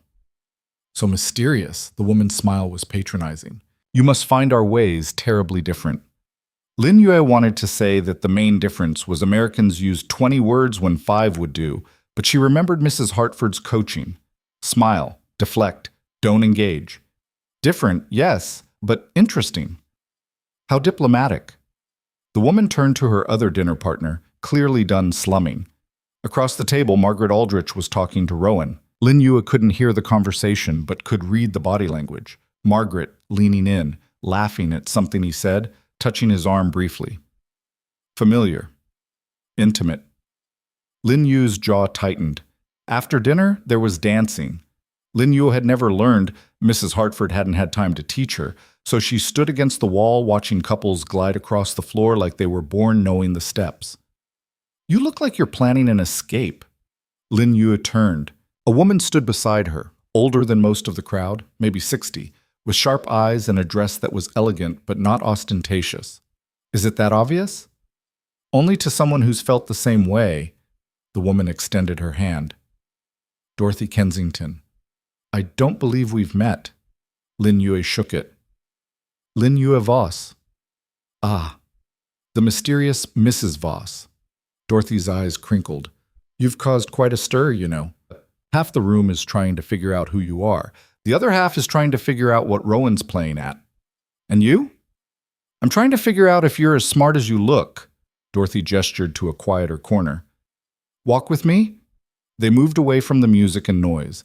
Dorothy walked with a cane but didn't seem to need it, more like she used it to make people underestimate her. I knew Rowan's mother, Dorothy said once they had relative privacy. Sarah. Good woman. Too good for the man she married, though she loved him anyway. I heard she married down. She married for love. Same thing in this crowd. Dorothy stopped, studied Lin Yue. She would have liked you, I think. You've got spine. You don't know me. I know you survived an evening with Catherine Whitmore's barbs and James Whitmore's threats without running for the door. That's enough. Dorothy leaned on her cane. Can I give you some advice? I don't seem to have much choice. Dorothy smiled. I like you more by the minute. Here it is. Stop trying to fit in. You never will, not completely, and trying will just exhaust you. Instead, make them adjust to you. How? By being exactly what they don't expect. They want you quiet? Speak up. They want you decorative? Be useful. They want you gone. Become indispensable. Dorothy's eyes gleamed. You've got something none of these people have. You know what real hardship looks like. You know how to survive without servants and money and social position. That's power, if you use it right. Lin Yue felt something shift in her chest. Why are you telling me this? Because I'm old and bored and I'd like to see someone shake up this insufferable crowd before I die. Dorothy patted her arm. Also because I own 3 newspapers in the territory and I appreciate a good story. You, my dear, are an excellent story. Before Lin Yu could respond, Rowan appeared, face tight. We need to leave. What happened? Now, Lin. Dorothy raised an eyebrow. Trouble? Always. Rowan took Lin Yu's arm. Mrs. Kensington, pleasure as always. Oh, I doubt that. But Dorothy was smiling as they left. Outside, Rowan practically dragged Lin Yu to their carriage. He didn't speak until they were moving, the governor's residence falling away behind them. What was that about? Lin Yu demanded. The Whitmores are making a move. They've convinced half the Territorial Council to support new regulations that would essentially freeze our timber operations. They can do that? If they get enough votes, yes. Rowan's hands were clenched. James has been working this for months. Tonight was just them showing their hand. Lin Yu processed this. And Margaret Aldrich? Rowan looked at her sharply. What about her? Is she part of this? He was quiet for a long moment. Then, her father owns the rail lines we use to ship timber. If he sides with the Whitmores, we're finished. So your ex-fiancé's father has you cornered. It's not like that. Then what's it like, Rowan? Lin Yu's voice rose. Because from where I'm sitting, it looks like you brought me into a war I didn't know existed, against people who have every advantage, and you didn't bother warning me what I was walking into. I told you it would be difficult. Difficult isn't the same as impossible. She fought to keep her voice steady. You want a partner? Then treat me like one. Tell me what we're actually facing. The carriage rattled over cobblestones. Rowan stared out the window, jaw working. Finally, the Whitmores want our land because there's water running through it. Without that water, their mining operation dries up. Literally, they've been trying to buy us out for 5 years. When I refused, they started working political angles. And Margaret's father? Thomas Aldrich. He and I had an understanding. He'd stay neutral in exchange for fair shipping rates. But if the Whitmores offered him something better, Rowan shook his head. Margaret's been his advisor since her husband died. She has his ear. If she turns him against us, we lose our shipping. Can't get timber to market. Operation collapses. So we're trapped. Unless we find leverage of our own. Rowan looked at her. That meeting with the governor tonight? He's introducing me to a Federal Land Commission representative tomorrow. If we can get federal protection for our water rights, the Whitmores' political maneuvering doesn't matter. And if we can't, then we fight dirty. The carriage pulled up to their hotel. Rowan helped her down, and they walked through the lobby in silence. In the elevator, another thing Lin Yu had never experienced before tonight, she finally asked the question that had been eating at her. Did you love her, Margaret? Rowan didn't answer until they reached their floor. I thought I did. Turned out I just loved the idea of being accepted. He unlocked their suite. She was everything I was supposed to want. Beautiful, connected, raised in society. Marrying her would have legitimized me. What changed? I realized I didn't want to be legitimate. He held the door open. I wanted to be free. Lin Yu stepped inside, her feet aching from shoes that cost more than they were worth. You traded one cage for another. Maybe. But at least this cage is one I built myself. Rowan loosened his tie. Get some rest. Tomorrow's going to be worse. Worse than tonight? Tonight was just reconnaissance. Tomorrow they'll actually attack. He wasn't wrong. The meeting with the Federal Commission representative went sideways before it even started. They arrived at the appointed office to find not just the representative, but also James Whitmore, Thomas Aldrich, and, of course, Margaret. Rowan, Thomas said, standing to shake hands. He was older than Lin Yu expected, late 60s, with the kind of solid presence that came from being born important. And Mrs. Voss, what a surprise. She's my wife, Rowan said flatly. Where I go, she goes. How modern! Margaret's voice was honey over ice. Though I'm not sure this discussion will interest her. Technical matters, you understand. Lin Yu smiled. I understand more than you think. They sat around a mahogany table that probably cost more than a year of wages. The federal representative, a thin man named Carlson, spread maps across the surface. The question before us, Carlson said, is whether Mr. Voss's timber operation qualifies for federal water rights protection under the new territorial guidelines. It doesn't, James cut in. The land in question has multiple potential uses. Limiting it to timber alone restricts economic development. The land is mine, Rowan said. I can restrict it however I want. Can you? Thomas pulled out a document. Because according to this survey, the water source actually originates on unclaimed federal land, which means it's subject to public use regulations. Rowan's face went blank. The expression Lin Yue had learned meant he was 3 seconds from violence. That's a lie. It's a survey, James smiled. Official, filed last month. Filed by who? Does it matter? Lin Yue spoke before Rowan could explode. May I see that? Thomas slid the document across. Lin Yue scanned it quickly. Dense legal language, official stamps, survey coordinates that looked legitimate. But something was off. The dates didn't match the seal authentication, and the surveyor's signature was missing the middle initial she'd seen on legitimate documents in Rowan's files. This is falsified, she said. The room went quiet. Excuse me? Margaret's voice was dangerous. The seal date and survey date don't match, and the surveyor listed, Marcus Webb, always signs with his middle initial. This doesn't have it. Lin Yue looked directly at James. You forged this. That's a serious accusation, Carlson said. Then verify it. Lin Yue pushed the document back. Contact the surveyor's office. Check the seal registry. It'll take maybe an hour. James's smile had frozen. This is absurd.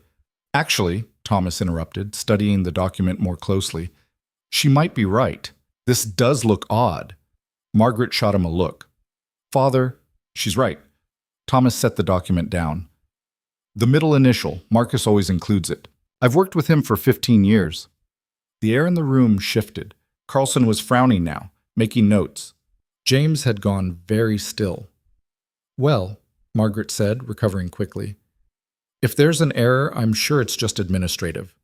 We can submit corrected documentation, or, Lin Yue said, we can acknowledge that this was a deliberate attempt to fraudulently claim federal land and move forward with honest negotiations.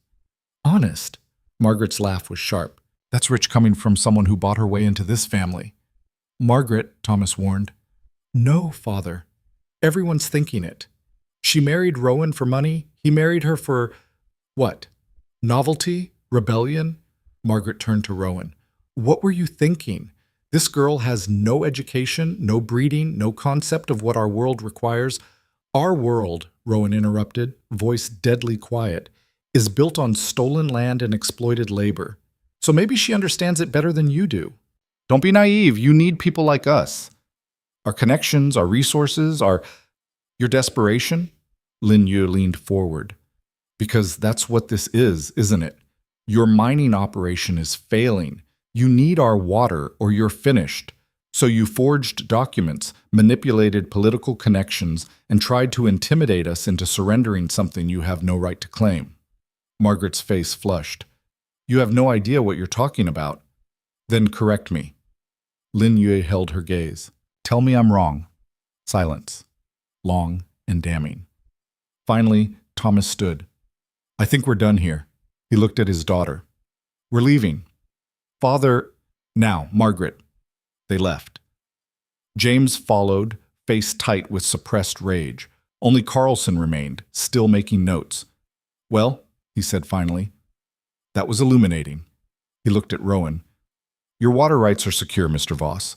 I'll make sure the proper documentation is filed. Thank you. Don't thank me. Thank your wife. Carlson gathered his papers. She just saved you a year of legal battles. After he left, Rowan and Lin Yue sat in the empty office, neither speaking. Finally, Rowan started laughing, quiet at first, then harder, until his shoulders shook. What? Lin Yue asked. You just destroyed them. He looked at her with something like wonder. They came prepared for war, and you ended it in 20 minutes. I just read a document. You did more than that. Rowan stood, offered his hand. You stood up when they expected you to fold. You fought when they thought you'd run. I survived, Lin Yue finished. Same as always. No, Rowan pulled her up. You won. Outside the building, the Denver streets bustled with afternoon traffic. Lin Yue breathed in city air that still felt wrong in her lungs. looked at buildings that still seemed too tall, too close. But for the first time since arriving, she didn't feel like an imposter. She felt dangerous. And from the way people were starting to look at her, they were beginning to realize it too. The victory lasted exactly 3 hours. They were back at the hotel, Lin Yue finally out of the corset and into something she could breathe in, when someone knocked on the door. Not the polite tap of hotel staff, heavy, insistent, official. Rowan opened it to find 2 men in suits that screamed law enforcement. Behind them stood James Whitmore, face composed but eyes gleaming with something ugly. Rowan Voss, the older man, asked, "Yes, I'm Deputy Marshal Hawkins. This is Deputy Clark. We need you to come with us." Lin Yue appeared in the doorway between rooms. "What's this about?" "Please step back, ma'am." "Like hell." She moved next to Rowan. "What's he being charged with?" Hawkins pulled out a folded document. "Fraud, specifically falsifying ownership documents related to timber rights on federal land." The words hit like a physical blow. Rowan's face went blank again, that dangerous emptiness Lin Yue had learned to fear. "That's insane," she said. "He owns that land legally. According to records filed this afternoon, the original deed contains irregularities." Hawkins looked past her to Rowan. "You coming peacefully?" "Don't say anything," Lin Yue said quickly. "Not until we get a lawyer." "Smart wife." James stepped forward, smile razor thin. "Though I'm not sure what lawyer will touch this. Federal fraud is serious business." Rowan's hands clenched. For a moment, Lin Yue thought he might actually hit James, marshal or no marshal. Then he unclenched them, deliberately. "Let's go," he said quietly. "Rowan." "Stay here, Lin. Don't do anything stupid." "You're the one being arrested for something you didn't do." "I said stay here." His voice had gone hard. "Please." They took him, just like that. Put him in a carriage and drove away while Lin Yue stood in the hotel hallway, watching, useless and furious. James lingered. "You should go back to the mountains, Mrs. Voss. This isn't your fight." "Everything involving my husband is my fight." "How loyal." He stepped closer. "But loyalty won't help him now. Those documents, they're real. Filed properly, authenticated, everything clean. Even if Rowan didn't forge them himself, someone in his operation did. He's responsible either way." "You did this." "I responded to irregularities brought to my attention. Not my fault they turned out to be criminal." James adjusted his cuffs. "Here's what happens next. Rowan goes to trial, gets convicted, loses everything. His land, his operation, his reputation. You end up back where you started, poor and desperate. Or he agrees to sell the land to us now, at our price. We drop the charges, he walks away with enough to start over somewhere else, and you get to keep pretending you're something more than a miner's daughter playing dress-up." Lin Yue felt her nails dig into her palms. "And if we don't?" "Then I'll make sure the trial destroys what's left of him." James smiled. "Your choice. You have 24 hours. He left. Lin Yue stood there shaking, not with fear, with rage. Pure, crystallized rage that had nowhere to go. She went back inside, slammed the door hard enough to rattle the frame, and started pacing. Think. There had to be something, some way to... A knock.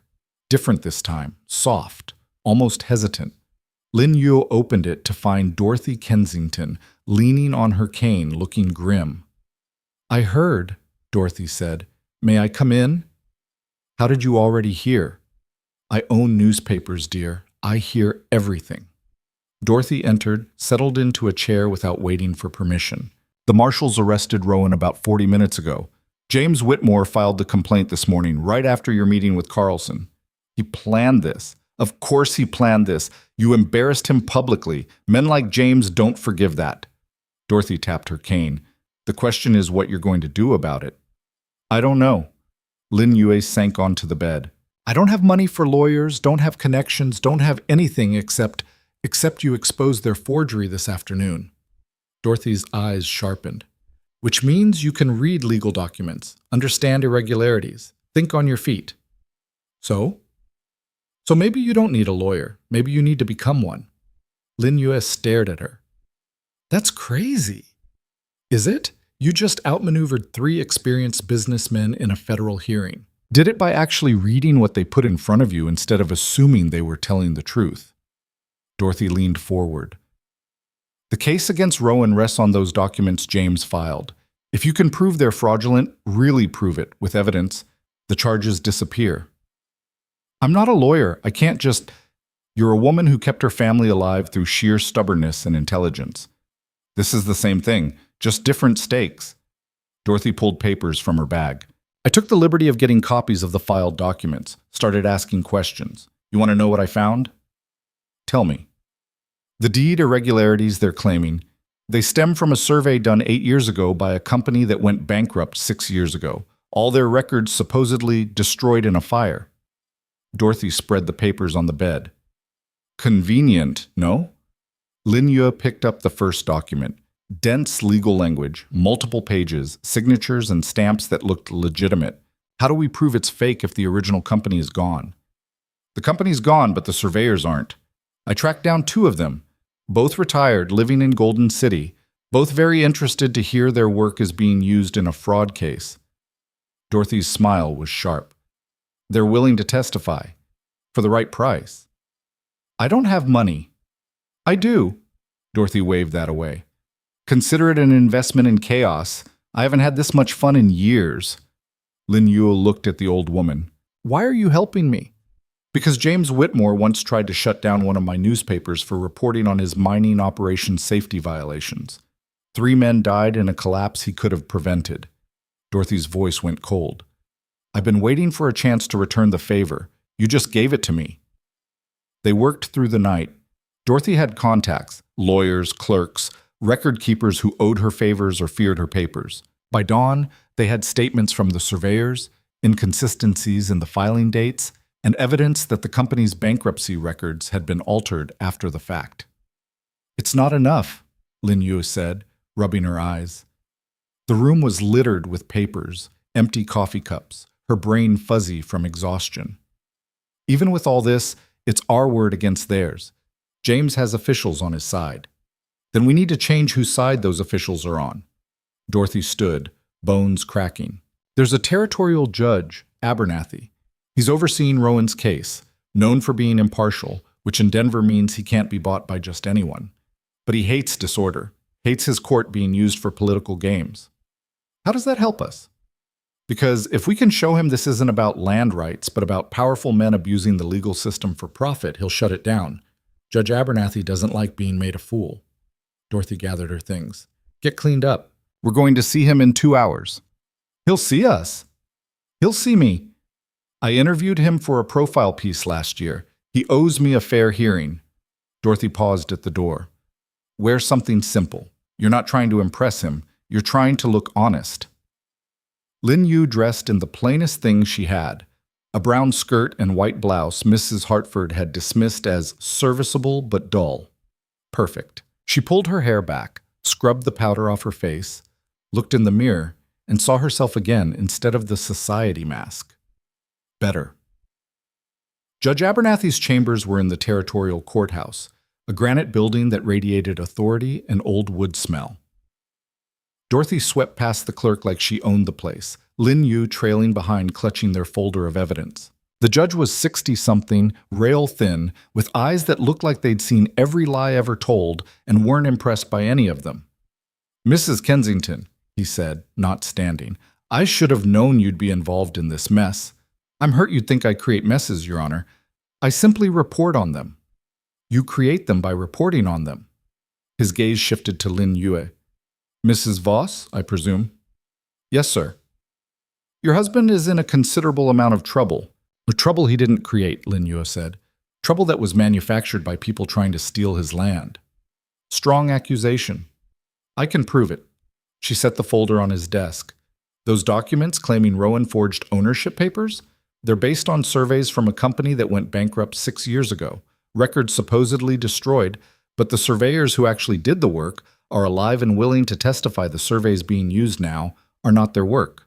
Abernathy opened the folder. Read in silence. His expression gave nothing away. You assembled this in one night? He asked finally. Yes. Impressive. He looked at Dorothy. You're doing? Her brain, my resources, I just opened doors. She walked through them. Abernathy kept reading. Lin Yu's heart was hammering, but she kept her face calm. Dorothy had coached her. Don't fidget, don't talk unless asked. Let the evidence speak. This is substantial, Abernathy said, but it doesn't prove your husband didn't forge documents, just that the evidence against him might also be forged. Then why hasn't there been an investigation into who forged what? Lin Yue leaned forward. James Whitmore filed charges within hours of our meeting yesterday. Didn't question the documents, didn't verify sources, just used them to have my husband arrested. That's not justice. That's a weapon. You're saying Mr. Whitmore is abusing my court. I'm saying someone is. And until we know who forged what, prosecuting Rowan based on questionable evidence makes the court complicit. Abernathy's eyebrows rose. You have some nerve, Mrs. Voss. I have a husband in jail for something he didn't do. Nerve is all I've got.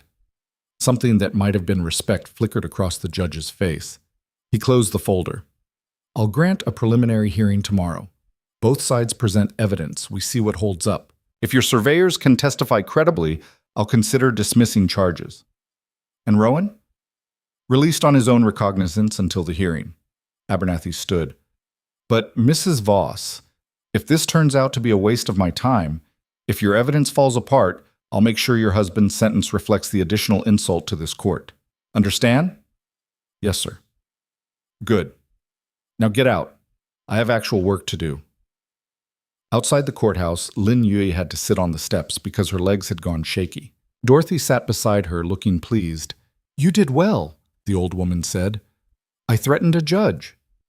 You stood your ground with the judge. Different thing. Dorothy patted her knee. Now comes the hard part. That wasn't the hard part? That was getting permission to fight. Now you actually have to win. The surveyors arrived that evening, 2 grizzled men in their 60s who looked like they'd spent their lives outdoors and preferred it that way. Martin Cooper and George Webb, brothers who'd worked together for 40 years before retiring. Show us what they're claiming, Martin said, settling at the hotel room table.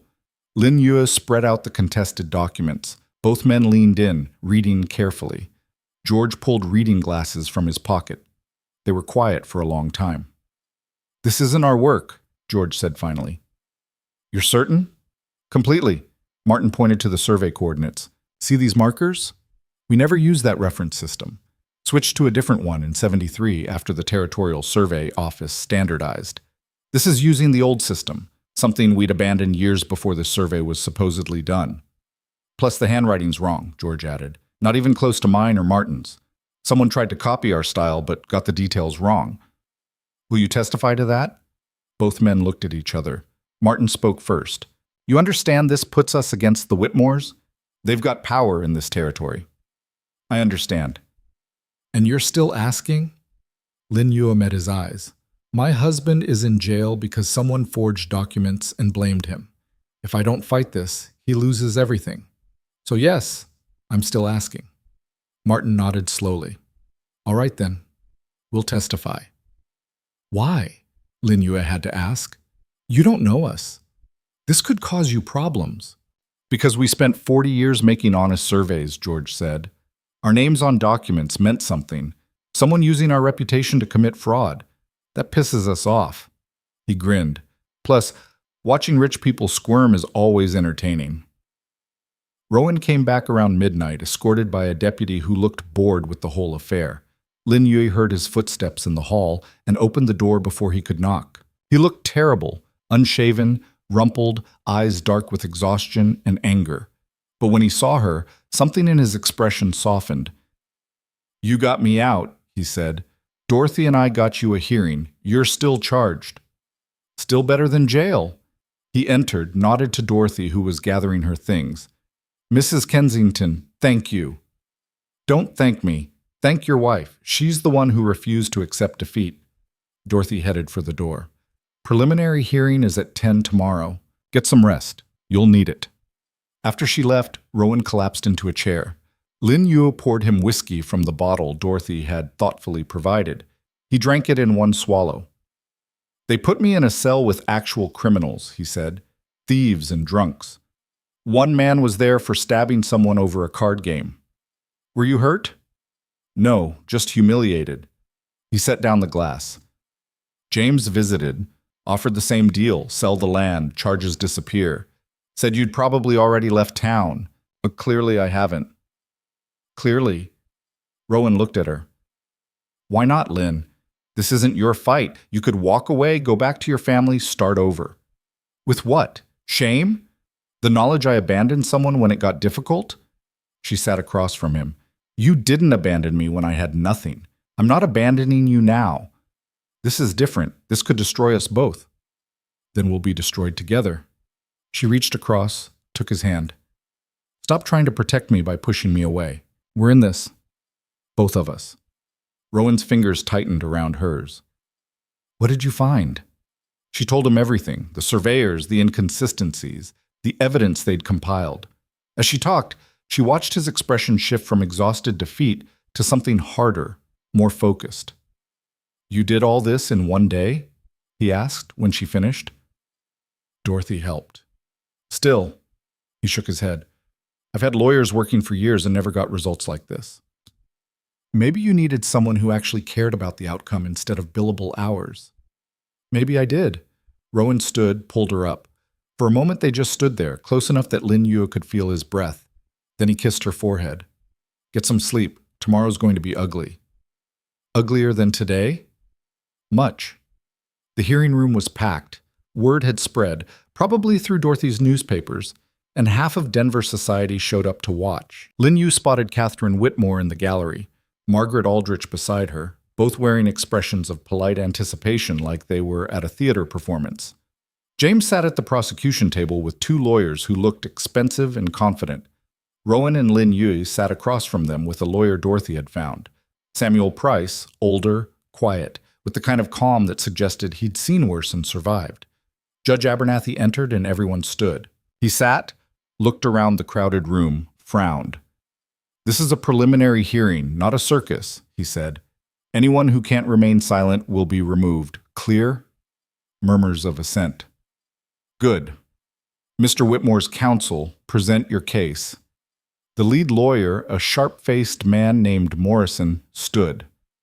Your Honor, the evidence is straightforward. Mr. Voss's deed to the disputed property contains irregularities that suggest forgery or at minimum fraudulent alteration. We have documentation showing the original surveys were never properly authenticated. He presented the documents James had filed. They looked official, legitimate, completely convincing. If Lin Yue hadn't spent all night studying them, she might have believed it herself. The surveying company in question went bankrupt 6 years ago, Morrison continued. All records destroyed. Without those records, there's no way to verify Mr. Voss's ownership claims are legitimate. We believe the documents were altered after the company's dissolution to hide their fraudulent nature. Response? Abernathy looked at Price. Their lawyer stood. Your Honor, we have 2 of the actual surveyors who worked for that company. They're prepared to testify these documents are not their work. Morrison barely hesitated. The company employed dozens of surveyors over the years. 2 retirees claiming they don't recognize work done by colleagues proves nothing. They're not claiming they don't recognize it. They're stating definitively it's forged. Price gestured to Martin and George sitting in the front row. These men have 40 years of surveying experience. They can identify specific technical errors that prove these documents were created recently, not 8 years ago. Objection, Morrison said.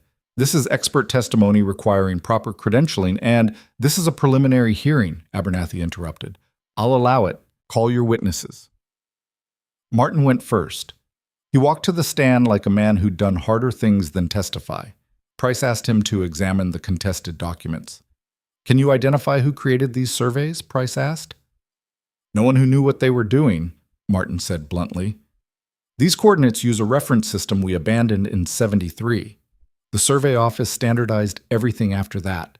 Anyone doing legitimate work would have used the new system. Could this be old work from before '73? No, because the date stamp says '75. And look here. Martin pointed to notations on the map. These elevation markers use modern equipment. Equipment we didn't have until '76. So someone created this using new tools but old reference systems. That's not how it works. Morrison stood for cross-examination. Mr. Cooper, is it possible you simply forgot the reference system used on this particular survey? No. You're certain? After 40 years of work, hundreds of surveys, I'm certain because we kept meticulous records. Changed to the new system and never went back. It's like asking if I might have driven a car before they were invented. The timeline doesn't work. Morrison tried a few more angles, but Martin didn't budge. George's testimony was similar, technical, detailed, unshakable. By the time both men finished, the courtroom had gone quiet. Abernathy leaned back. Mr. Morrison, this testimony raises significant questions about your evidence. Your Honor, even if these surveys are questionable, that doesn't prove Mr. Voss's documents are legitimate. It just means both sides might be working with forgeries. Then whose forgery gets prosecuted? Price cut in. You filed charges against Mr. Voss based on documents that appear to be fraudulent. Shouldn't we investigate who created those first? We're investigating irregularities in ownership. You're investigating the man who embarrassed your client yesterday. Price's voice sharpened. This entire case is retribution for Mrs. Voss exposing Mr. Whitmore's attempted fraud in the federal hearing, and now you're using this court to continue that retaliation. That's a serious accusation, Abernathy said. It's a serious situation, Your Honor. Price looked at James. Mr. Whitmore filed these charges within hours of losing the federal hearing. Didn't verify the documents, didn't investigate thoroughly, just weaponized the legal system against a business rival. That's not justice. It's abuse. Morrison was on his feet. Your Honor, we object. I'm sure you do. Abernathy held up a hand. But Mr. Price has a point. The timeline here is suspicious. The evidence is questionable at best, and I don't appreciate my courtroom being used for personal vendettas. He looked at James. Mr. Whitmore, stand. James stood, face carefully neutral. Did you verify these survey documents before filing charges? Abernathy asked. I trusted the source, Your Honor. That's not what I asked. Did you personally verify them? A pause. No, Your Honor. Did you investigate whether Mr. Voss's documents might be legitimate before accusing him of fraud? Another pause. I relied on expert analysis. Expert analysis you are now unable to produce because the company is conveniently defunct and the records conveniently destroyed. Abernathy's voice was ice. Mr. Morrison, your case is built on documents that appear fraudulent, filed in what looks like retaliation, without proper verification. I'm dismissing the charges. The courtroom erupted. Morrison tried to object, but Abernathy's gavel cut through the noise. Dismiss with prejudice, the judge continued. And Mr. Whitmore, if you attempt to refile this or any similar charges without substantial new evidence, I'll hold you in contempt. We're done here. He stood and left. The courtroom descended into chaos, people talking, reporters scribbling, society members looking shocked or delighted depending on their loyalties. Lin Yu sat very still, not quite believing it was over. Rowan grabbed her hand. We won. We survived, she corrected. That's not the same thing. But she was smiling. Outside the courthouse, reporters swarmed. Dorothy had made sure of that. Her newspapers wanted the story, and now others were scrambling to catch up. Questions flew from every direction. Mrs. Voss, how did you prove the documents were forged? Is it true you have no legal training? What do you say to accusations you manipulated the judge? Lin Yue ignored most of it. But one reporter, a young woman with sharp eyes, pushed forward. Mrs. Voss, Margaret Aldrich said you're unfit to represent your husband's interests, that you're just a fortunate immigrant playing at society. What's your response? Lin Yu stopped, looked directly at the woman. Tell Miss Aldrich that fortunate immigrants built this territory. We laid the rails, worked the mines, grew the food that feeds her fancy dinners. So if that makes me unfit, then half this territory is unfit, and we'll see who's still standing when the dust settles. The reporter's smile widened. Can I quote that? Please do. They made it to the hotel before the full weight of what happened hit. Lin Yu sat on the bed and started shaking, relief, exhaustion, delayed fear all crashing together. Rowan poured whiskey. Drink this. I'm fine. You're shaking. I said I'm fine, but she took the glass, drank. The shaking didn't stop. Rowan sat beside her. We could have lost everything. If you hadn't figured out those documents, if Dorothy hadn't had connections, if the surveyors hadn't agreed to testify. But they did. We didn't lose. This time. He set down his glass. James won't stop. Neither will Margaret. We humiliated them publicly. They'll come back harder. Let them. Lin Yu's hands had steadied. I'm tired of being afraid of what people like them might do. Tired of apologizing for existing in their world. They want a war? Fine, but they'll learn I know how to fight. Rowan studied her face. You've changed. Have I? When I first met you, you were desperate, cornered. Now you're... He paused, searching for the word. Dangerous, Lin Yu finished. You said it yourself. I did. He almost smiled. Should I be worried? Only if you cross me. This time he did smile, real and warm. Noted. They packed that evening. Denver had nothing left for them except enemies and complications. The train left at dawn. Lin Yu was more than ready. Dorothy came to see them off, arriving with a stack of newspapers. Tomorrow's headlines, she said, handing them over. Thought you'd want to see. Lin Yu read the first one. Mystery wife defeats Denver elite in court battle. The article painted her as either a hero or a threat depending on the paper's politics. Her quote about fortunate immigrants had made every front page. You're famous now, Dorothy said. Or infamous, depending who you ask. I don't care which. Good, because both are useful. Dorothy settled into a chair. I have a proposition. Another one? Always another one. I want you to write for my papers, regular column, your perspective on territory politics, business, society, the view from someone who isn't part of the established order. Lin Yu stared at her. I'm not a writer. You're a fighter with words. That's better than most writers. Dorothy leaned forward. These people need to hear voices that aren't just echoing their own assumptions. You've got something to say. Say it where it matters. I don't know. Think about it. No pressure, but the offer stands. Dorothy stood, gathering her things. One more thing. That position you mentioned wanting, to represent mountain communities in territorial discussions, I may have mentioned it to a few council members. They're interested. What position? I never said. You did. In your head. I just saw it on your face. Dorothy's smile was knowing. You want influence? Real power to protect what Rowan built and help people like your family? This is how you get it. Official advisory role to the Territorial Council on Mountain Land Use and Community Interests. Lin Yu's heart kicked. They'd never approve a Chinese woman. They just watched a Chinese woman destroy one of their own in court. They're scared of you now.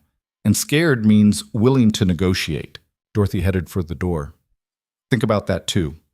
The train leaves at 6. Don't be late. After she left, Rowan looked at Lin Yu. Would you do it? The advisory role? I don't know. It feels like too much too fast. Or exactly the right amount at exactly the right time. He moved closer. You wanted to learn my business. This goes beyond that. This is building something of your own. Something that could fail spectacularly. Everything worth doing could fail spectacularly. Rowan took her hands. The question is whether you're willing to try. Lin Yu thought about her father, dying in a mining camp. Her mother, exhausted by survival. Wei and Mei, deserving better than the life poverty promised. She thought about all the people in the mountains living one disaster away from ruin because no one with power cared about their voices.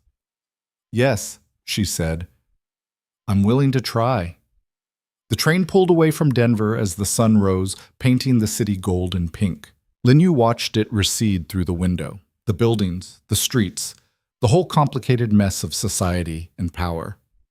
She'd walked in there as no one, walked out as someone people feared. Rowan dozed across from her, finally relaxed after days of tension. Lin Yu pulled out paper and a pencil Dorothy had given her, started writing, not for the newspapers yet, just for herself, trying to capture what the last week had taught her. The words came easier than expected. Angry, honest, raw, not polished, not pretty, but real. She wrote until her hand cramped and the mountains came into view, home, or something like it. A place where she could breathe without corsets and talk without filters and build something that might actually matter. The woman who'd left the mining camp months ago wouldn't recognize her now. That woman had been desperate, powerless, trading herself for survival. This woman was something else entirely. And she was just getting started. The mountains looked different when you returned to them with power. Lin Yue stood on the ridge overlooking the valley, watching smoke curl from the mill chimneys below.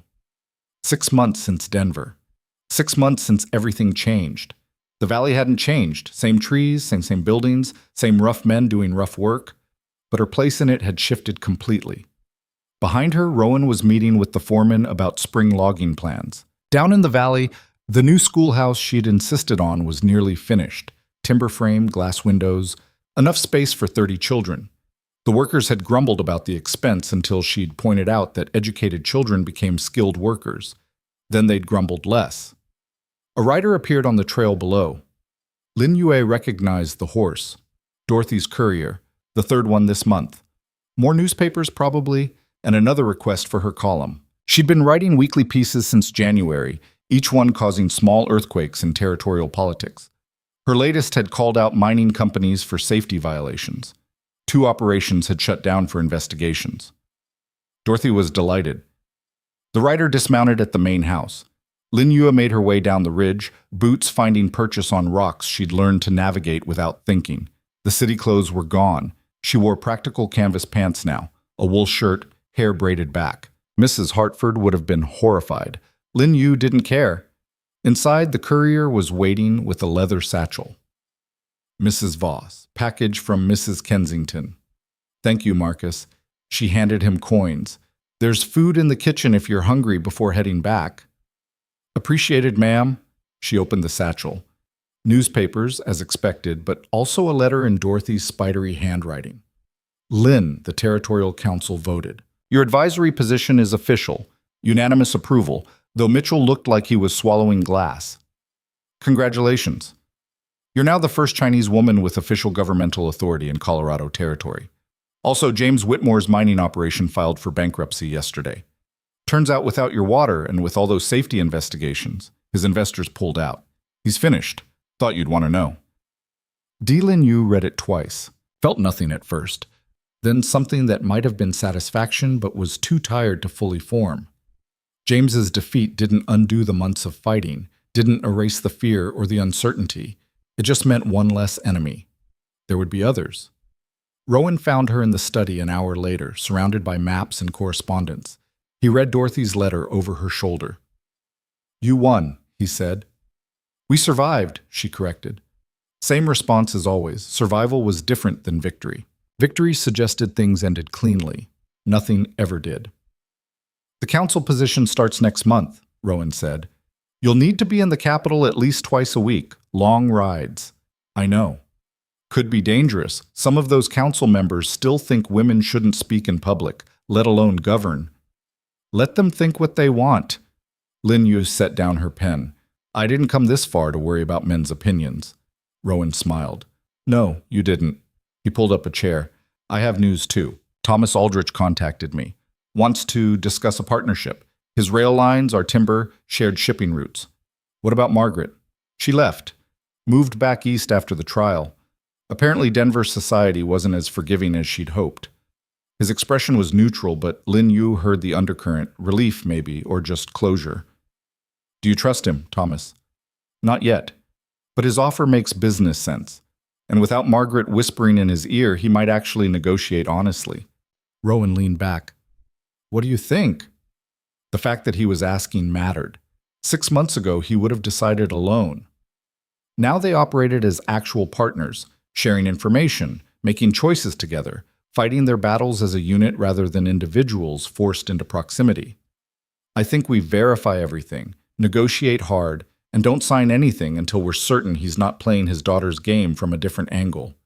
Lin Yue tapped the map.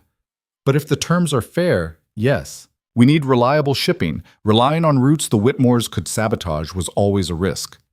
Agreed, Rowan stood. I'm meeting him next week in Golden City. Come with me? You want me there? I want someone who will actually read the contracts instead of trusting lawyers to do it.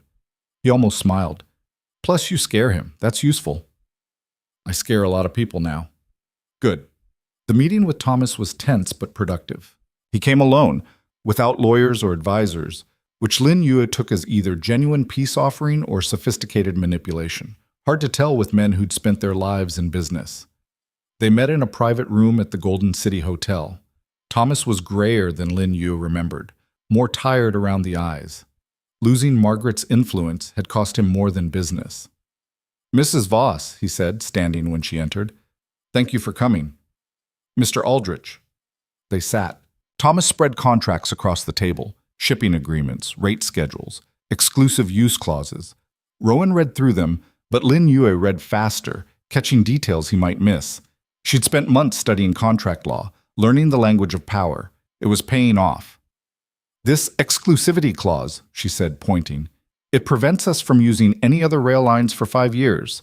That's too long and too limiting. It's standard. It's a trap.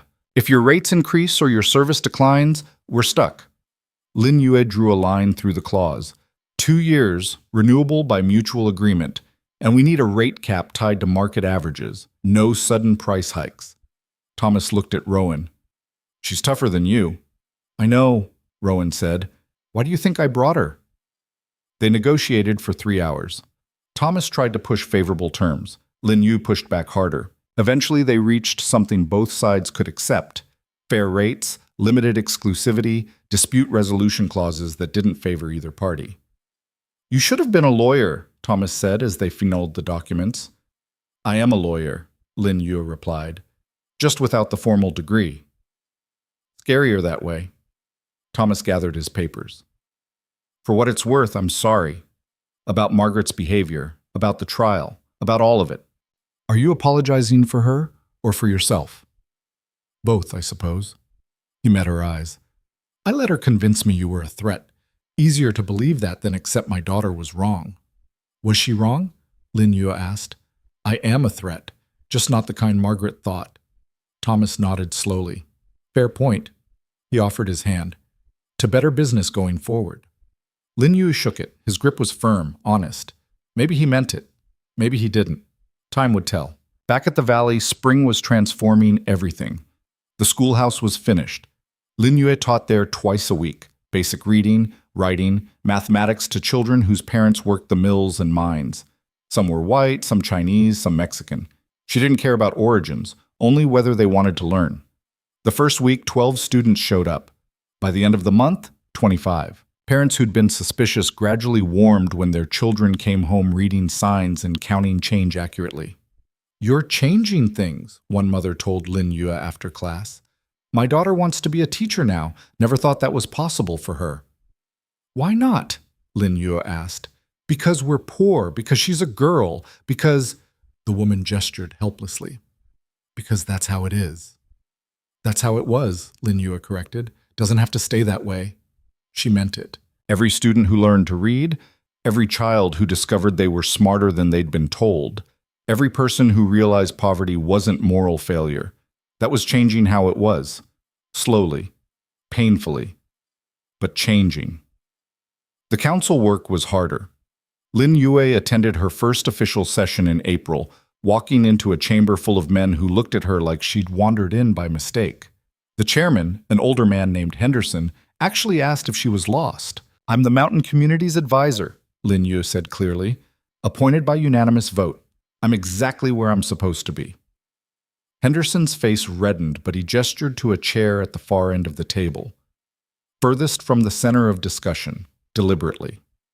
Lin Yue sat without comment. She'd learned when to fight and when to wait. The session covered water rights, mining regulations, land use policies. Lin Yue listened carefully, taking notes. Most of the discussion was abstract. Men talking about resources and profit without considering the people affected. When they debated allowing increased mining runoff into rivers, no one mentioned the communities downstream who relied on that water. Lin Yue waited until they'd talked themselves into circles, then spoke. "If we allow the runoff increase, 4 mountain communities lose drinking water. That's approximately 300 people. Where do you suggest they get water instead?" The room went quiet. Henderson frowned. "That's not really the council's concern.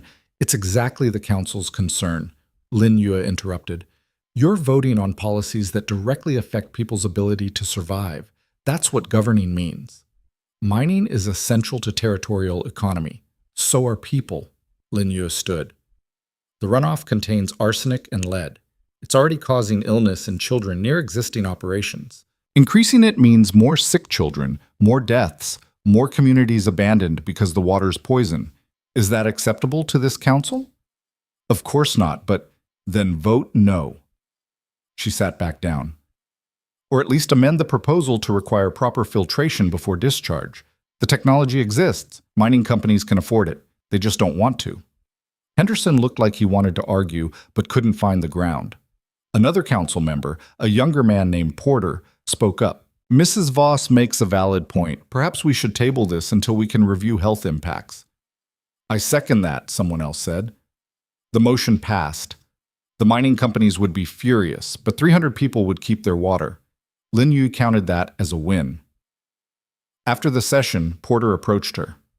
That was impressive. That was necessary. Still impressive. He lowered his voice. Fair warning, Henderson is already looking for ways to undermine your position. He doesn't believe women should participate in governance. I know, Lin Yu said. I've met men like Henderson before. They're all the same, convinced their opinion matters more than reality. How do you deal with them? Outlast them. She gathered her papers. Men like that hate being wrong, so I just keep being right until they can't ignore it anymore. Porter laughed. I like you, Mrs. Voss. Don't have to like me, just have to listen when I'm making sense. Fair enough.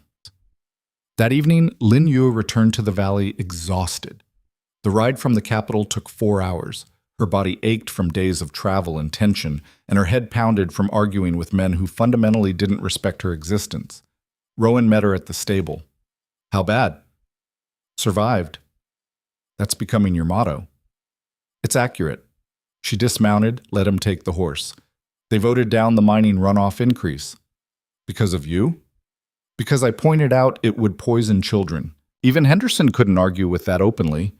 Lin Yu stretched, vertebrae cracking. But he'll try to reverse it later. This isn't over. It's never over, Rowan said. That's business. That's politics. That's life. Comforting. Wasn't trying to comfort, just stating facts. He led the horse toward the stable. You had a visitor while you were gone. Your father. Lin Yu stopped. What? Arrived yesterday. He's waiting at the house. She hadn't seen her father in 6 months.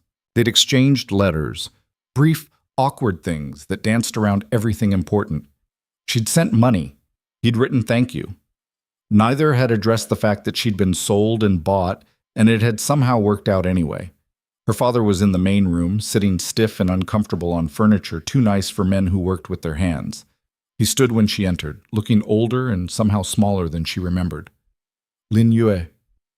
Father. She didn't move closer. What are you doing here? I wanted to see you, see if... He trailed off, looked around.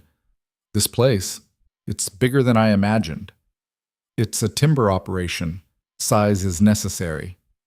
Right. He twisted his hat in his hands. Your siblings are well. Wei is excelling in school. Mei asks about you constantly. I send letters. I know, she keeps them. He finally met her eyes. I came to apologize. Lin Yue felt something cold settle in her chest. For what? For forcing you into this. For using you to solve problems I created. For... His voice cracked. For treating you like property instead of my daughter. You did what you had to do, Lin Yue said flatly. We survived. That's what matters. No. Her father shook his head. Survival isn't enough. Not when it costs your soul. I know I hurt you. No, you'll probably never forgive me. But I needed to say it. Needed you to know I'm sorry. Lin Yue stood there, unsure what to feel. Anger was easier than this. This complicated grief for a relationship that had never been simple and now never would be. I don't hate you, she said finally. I understand why you did it, but understanding isn't the same as forgiving. I know. And I'm not the same person you sent away. That girl who knelt in frozen dirt trying to grow carrots, she's gone. I'm what's left. I can see that. Her father's eyes were wet. You're stronger than I ever was, stronger than I deserved. Strength isn't inherited, Lin Yu said. It's built, usually by surviving things that should have broken us. Her father nodded, stood. I'll leave you alone. Just wanted to see you were all right. Stay tonight, Lin Yu heard herself say. Have dinner with us. Meet Rowan properly. Then decide if I'm all right. He stayed. Dinner was awkward. Her father overwhelmed by the house, the food, Rowan's quiet authority. But toward the end, Wei and May's names came up and suddenly her father was animated, talking about Wei's mathematics skills and May's drawings and how they both missed their sister. Bring them to visit, Lin Yu said impulsively. Next month. There's room. May would love the mountains. You'd want that? I'd want to see them. Whether I want you is different. She softened slightly. But they're children. They shouldn't suffer because we're complicated. Her father left the next morning. Before he went, he pressed an envelope into her hands. What's this? Your mother's jewelry. Small pieces. Nothing valuable to anyone but us. I should have given them to you when she died, but I was angry at everything and everyone. You should have them now. Lin Yu opened it. Inside were a jade bracelet, silver earrings, a simple necklace she remembered her mother wearing. Nothing expensive, everything priceless. Thank you, she managed. She'd be proud of you, her father said. Probably terrified, but proud. He rode away. Lin Yu stood holding her mother's jewelry, feeling something shift inside. Not forgiveness exactly, but maybe the beginning of understanding that people could be both wrong and human, hurtful and hurting, failures and still worth something. Summer brought new challenges. The territorial legislature was debating statehood, whether Colorado should apply to become a state or remain a territory. The implications were massive. Statehood meant more autonomy, but also more federal oversight, different tax structures, new political hierarchies. Lin Yue attended every debate, listened to men argue about abstractions while missing practical realities. When the discussion turned to voting rights, she finally spoke up. If Colorado becomes a state, who gets to vote in state elections? Property-owning men, Henderson said. Standard suffrage rules. So the people most affected by state laws, women, workers, immigrants who don't own land, they have no voice in creating those laws. That's how representative democracy works. That's how power protects itself, Lin Yue interrupted. You're creating a system where the people doing the work have no say in the rules governing that work. That's not representation, that's just refined exploitation. Mrs. Voss, while your passion is noted, these matters are complex. They're not complex, they're deliberate. Lin Yue stood. You want statehood because it benefits you. Fine, but don't pretend it's about democracy when you're actively excluding most people from participating. The debate erupted. Some council members agreed, others were outraged. Henderson tried to shut down discussion, but Porter backed Lin Yue, then others joined. By the end of the session, they'd agreed to at least study expanded suffrage options. It wasn't victory, it was a crack in the door. But cracks were how walls eventually fell. Dorothy published Lin Yue's speech in full across her newspapers. The response was immediate and divided. Half the territory praised her courage, the other half called her a radical, a troublemaker, a threat to proper order. You've made yourself a target, Rowan said, reading the editorials. I was already a target. Now I'm a target with a platform. That's not comforting. Wasn't trying to comfort, just stating facts. She used his own words back at him. This is the work. Making people uncomfortable enough to change.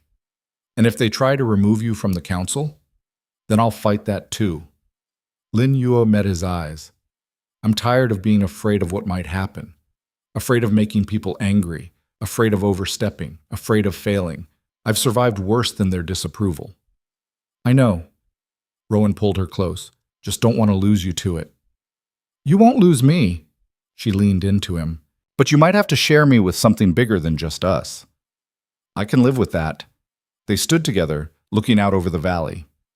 Below, the mill was running, workers moving through their tasks, smoke rising into clear sky. Lin Yue's school had expanded, 35 students now, with 2 other teachers helping. The community was growing, changing, becoming something more than just survival. What do you think it'll look like? Rowan asked. 10 years from now? Different, Lin Yue said. Better, maybe. Or just different in ways that create new problems. She considered. I think there'll be more schools. More people fighting for things like suffrage and workers' rights, and actually meaning it. I think the world is shifting whether people like Henderson want it to or not. And us? Still fighting, probably. Still building. Still figuring out how to be partners when everything keeps changing. She looked at him. Is that enough? It's everything, Rowan said quietly. Fall brought Wei and Mei for their visit. Lin Yue met them at the trail. Wei had grown, already showing signs of the man he'd become, and Mei was exactly as she remembered, full of questions and energy that couldn't be contained. Is this really all yours? Mei asked, eyes wide. All ours, Lin Yue corrected. Mine and Rowan's. It's huge. It's necessary. She showed them everything. The mill, the school, the trails through the mountains. Mei was fearless, climbing rocks and asking about every plant and animal. Wei was quieter, more observational, but Lin Yue caught him studying the operation with careful interest. Could I learn this? He asked one evening. The business side? You want to? I'm good with numbers, and I like building things. He looked at her. But I don't know if Father would approve. Father doesn't get to decide your life, Lin Yue said firmly. I'll teach you if you want to learn. Whether you use it here or somewhere else is up to you. Wei's face lit up. Really? Really, but it's hard work. You'll have to study, practice, prove you can handle it. I can handle it, Lin Yue believed him. Saw in her brother the same determination that had kept her standing when everything tried to break her. Maybe that was the real inheritance, not poverty or debt, but the stubborn refusal to accept limits other people tried to impose. The day before they left, Mei asked the question Lin Yue had been dreading. Are you happy here? They were sitting on the ridge, watching the sunset paint the valley gold and orange. Lin Yue considered lying, giving the easy answer. But Mei deserved better. Sometimes, she said honestly, when the work goes well and I feel like I'm building something that matters, when people listen and things change, when I look around and see what we've created. And other times I'm exhausted and angry and scared that it's not enough, that I'll fail and everything will collapse. Lin Yue pulled her sister closer. But even on bad days, I'm more myself here than I ever was before. That's worth the hard parts. I want to be like you when I grow up, Mei said. Don't be like me. Be better. Lin Yue kissed her head. Be the version of yourself that doesn't have to survive being sold, that gets to choose from the beginning. But you chose too, in the end. I chose which trap to walk into, Lin Yue corrected. That's different than freedom. I'm building freedom, for you, for people who come after, so they don't have to make choices like mine. Mei was quiet for a long time, then, I'll help. When I'm older. However I can. I know you will. Winter came early that year, snow falling in thick sheets that buried the valley in white silence. Lin Yue used the forced slowdown to write, not just her weekly columns, but something longer. A record of what had happened, what she'd learned, what she wanted people to understand. Dorothy published it as a series, From Poverty to Power, one woman's account of survival and transformation. The response was overwhelming. Letters poured in from women across the territory and beyond, some thanking her, some sharing their own stories, some asking for advice. One letter stood out, from a young Chinese woman in San Francisco facing an arranged marriage she didn't want. I don't know what to do, she wrote. Everyone says I should be grateful, that it's an honor, but I feel like I'm disappearing. Like the person I am doesn't matter against what everyone needs me to be. Your story gives me hope that maybe there's another way, that maybe I can choose something different, but I'm scared. What if I choose wrong? What if I destroy everything by trying to save myself? Lin Yue read it 3 times, then wrote back, You might destroy everything. That's the risk. But staying and slowly disappearing destroys you too, just more quietly. I can't tell you what to choose. No one can. But I can tell you this, every choice has consequences. The question isn't how to avoid consequences, it's which ones you can live with. I chose to leave. It was terrifying and uncertain, and I wasn't sure I'd survive. But I did. And the person I became was worth the fear. Whatever you choose, make sure it's yours, not what someone else needs from you. Yours. You're braver than you think. I know because you wrote this letter. That took courage. Don't waste it. She sent it not knowing if it would help. But maybe that was enough. Trying, reaching out, offering the understanding she'd needed and never received. Spring returned. The valley thawed. Lin Yue's council position was renewed for another term, this time with actual respect from most members. Henderson still fought her, but he was losing ground. Porter and others now actively supported her proposals. The suffrage question came back to the table in March. The debate was fierce, traditional members arguing it would undermine family structure, progressive members pointing out half the population had no voice in governance. Lin Yu waited until they had exhausted themselves, then spoke. I've heard a lot of arguments today about what women can't do. Can't govern rationally, can't understand complex policy, can't be trusted with political power. She looked around the room. But I'm here, appointed by this council, making decisions that affect thousands of people. If women can't govern, why did you allow me this position? You're an exception, Henderson started. I'm not an exception. I'm just the first one you couldn't ignore. Lin Yu leaned forward. There are thousands of women in this territory running businesses, managing households, raising children, teaching, healing, building. They're already governing their own lives. You're just refusing to acknowledge it officially. That's different from voting, is it? Because it seems to me if someone's capable of managing a business or raising productive citizens, they're capable of marking a ballot.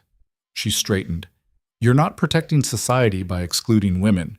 You're just protecting your own power and pretending it's about capability when it's really about control. The room erupted again, but this time more voices supported her than opposed. The vote came the next day. Expand suffrage to include property-owning women. It wasn't full suffrage, still excluded women without property, still maintained class divisions. But it was movement, direction. You're changing the world, Porter told her after the vote. I'm nudging it slightly sideways, Lin Yu corrected. The world's too big to change alone.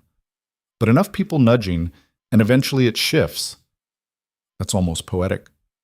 That's exhausting, she said. But it's the work. Oh, summer marked 1 year since Denver. Lin Yu stood in the same spot on the ridge where she'd stood 12 months ago, watching the valley transform below. The school had expanded again, 50 students now, 3 full-time teachers. They were building a medical clinic, a community center, better housing for workers' families. Rowan joined her, silent presence that had become comfortable rather than complicated. You did this, he said. We did this. Mostly you. He gestured at the valley. I built a business. You built a community. Community is business, Lin Yu said, just the kind that matters more than profit. Think you'll ever stop fighting? No. She didn't have to think about it. There's too much that needs changing. Too many people still trapped by poverty and prejudice and systems designed to keep them powerless. Stopping means accepting that. I can't. Even when you're tired, especially then. Lin Yue looked at him. Being tired means you've been working. Being tired and continuing anyway, that's when change actually happens. Rowan pulled her close. You're remarkable. I'm stubborn. Both. They stood together as the sun set, painting the valley in colors that reminded Lin Yue of the morning she'd left her father's cabin. Then, she'd been desperate and uncertain, trading herself for survival. Now she was choosing every day what she built and who she became. The difference was everything. That night, Lin Yu pulled out her mother's letter, the one she'd kept hidden, reading when doubt crept in. The words were faded now, paper thin from handling. Choose yourself, even when it seems impossible, especially then. She'd done that, kept doing it, would keep doing it until the world shifted enough that other women didn't have to fight so hard just to exist on their own terms. She wrote a new letter, not to anyone specific, to the woman she'd been, maybe, to the women who'd come after, to anyone who needed to hear it. You're stronger than they tell you, smarter than they want you to be, capable of more than they'll ever admit. The world will try to make you small, acceptable, safe. Don't let it. Fight, build, create. Demand space and refuse to apologize for taking it. You'll be called difficult, aggressive, unnatural, threatening. Good. Those are compliments dressed as insults. Every door they refuse to open, you kick down. Every rule designed to limit you, you break. Every system built to exclude you, you dismantle. Not because it's easy, because it's necessary. And when you're exhausted and uncertain and scared you're failing, keep going anyway. The fear means it matters. You matter. Never forget that. She folded it carefully, put it in an envelope addressed to no one. Maybe someday she'd send it. Maybe it would just exist, proof that someone had fought and survived and refused to accept the limits other people tried to impose. Either way, it was true. Morning came cold and clear.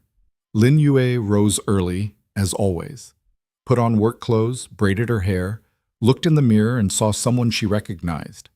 Not the desperate girl who'd knelt in frozen dirt, not the society mask she'd worn in Denver, just herself. Complicated, imperfect, still fighting. Rowan was already in the study, reviewing contracts. The mill was expanding, new partnerships forming, business growing faster than either had anticipated. He looked up when she entered. Morning. Morning. She poured coffee. Thomas sent new proposals. Want to review them together? Always. They worked side by side, partnership that had been forged through crisis and strengthened through trust. Not perfect. They still fought, still disagreed, still had moments of frustrated incomprehension. But they'd learned to navigate it, to see each other as equals rather than roles. Around noon, a rider arrived. Another council summons. More debates, more fighting, more incremental progress that felt too slow and too hard and never quite enough. Lin Yue saddled her horse. Rowan walked her to the stable. When will you be back? 3 days, maybe 4 if Henderson decides to be particularly difficult. He usually does. I know. She mounted. Can you check on the school while I'm gone? Make sure they have enough supplies? Already planned on it. And the medical clinic construction, I'll handle it, Lynn. Go change the world or whatever it is you do in that council chamber. She smiled. I'll try not to break too many things. Break whatever needs breaking. She rode out, leaving the valley behind. The trail was familiar now, landmarks she'd memorized, rhythms she'd learned. This path used to terrify her. Now it was just the road to work. At the ridge she stopped, looked back at the valley, smoke rising, buildings standing solid, people moving through their days with more security than they'd had a year ago. Not perfect, not finished, but better. And better was worth fighting for. Lin Yue turned her horse toward the capital, toward the arguments and the resistance and the slow, painful work of changing minds that didn't want to be changed. She wasn't afraid anymore. She'd survived poverty and exploitation and Denver society and legal battles and men who thought women couldn't govern. She'd built schools and communities and influence that reached beyond anything she'd imagined standing behind that cabin with frozen hands and desperate hope. The girl who'd been sold to save her family was gone. The woman who'd learned to save herself remained, and that woman was just getting started. Behind her, the valley continued its work. Ahead, the capital waited with new battles. Around her, the mountains stood eternal and indifferent, caring nothing for human struggles. Lin Yue rode toward all of it with her head up and her spine straight and her hands steady on the reins. She'd learned the truth that people in power never wanted anyone to know. Strength wasn't given by status or birth or money. It was built by surviving what should have broken you and choosing to keep fighting anyway. She'd built it, bone by bone, choice by choice, fight by fight. And no one could ever take that from her. The mountains swallowed her on the trail ahead, and somewhere in the valley behind, children were learning to read in a school that shouldn't have existed, in a world that was shifting whether it wanted to or not. One choice at a time, one fight at a time, one woman refusing to stay small. That was how change happened. That was how she'd changed everything.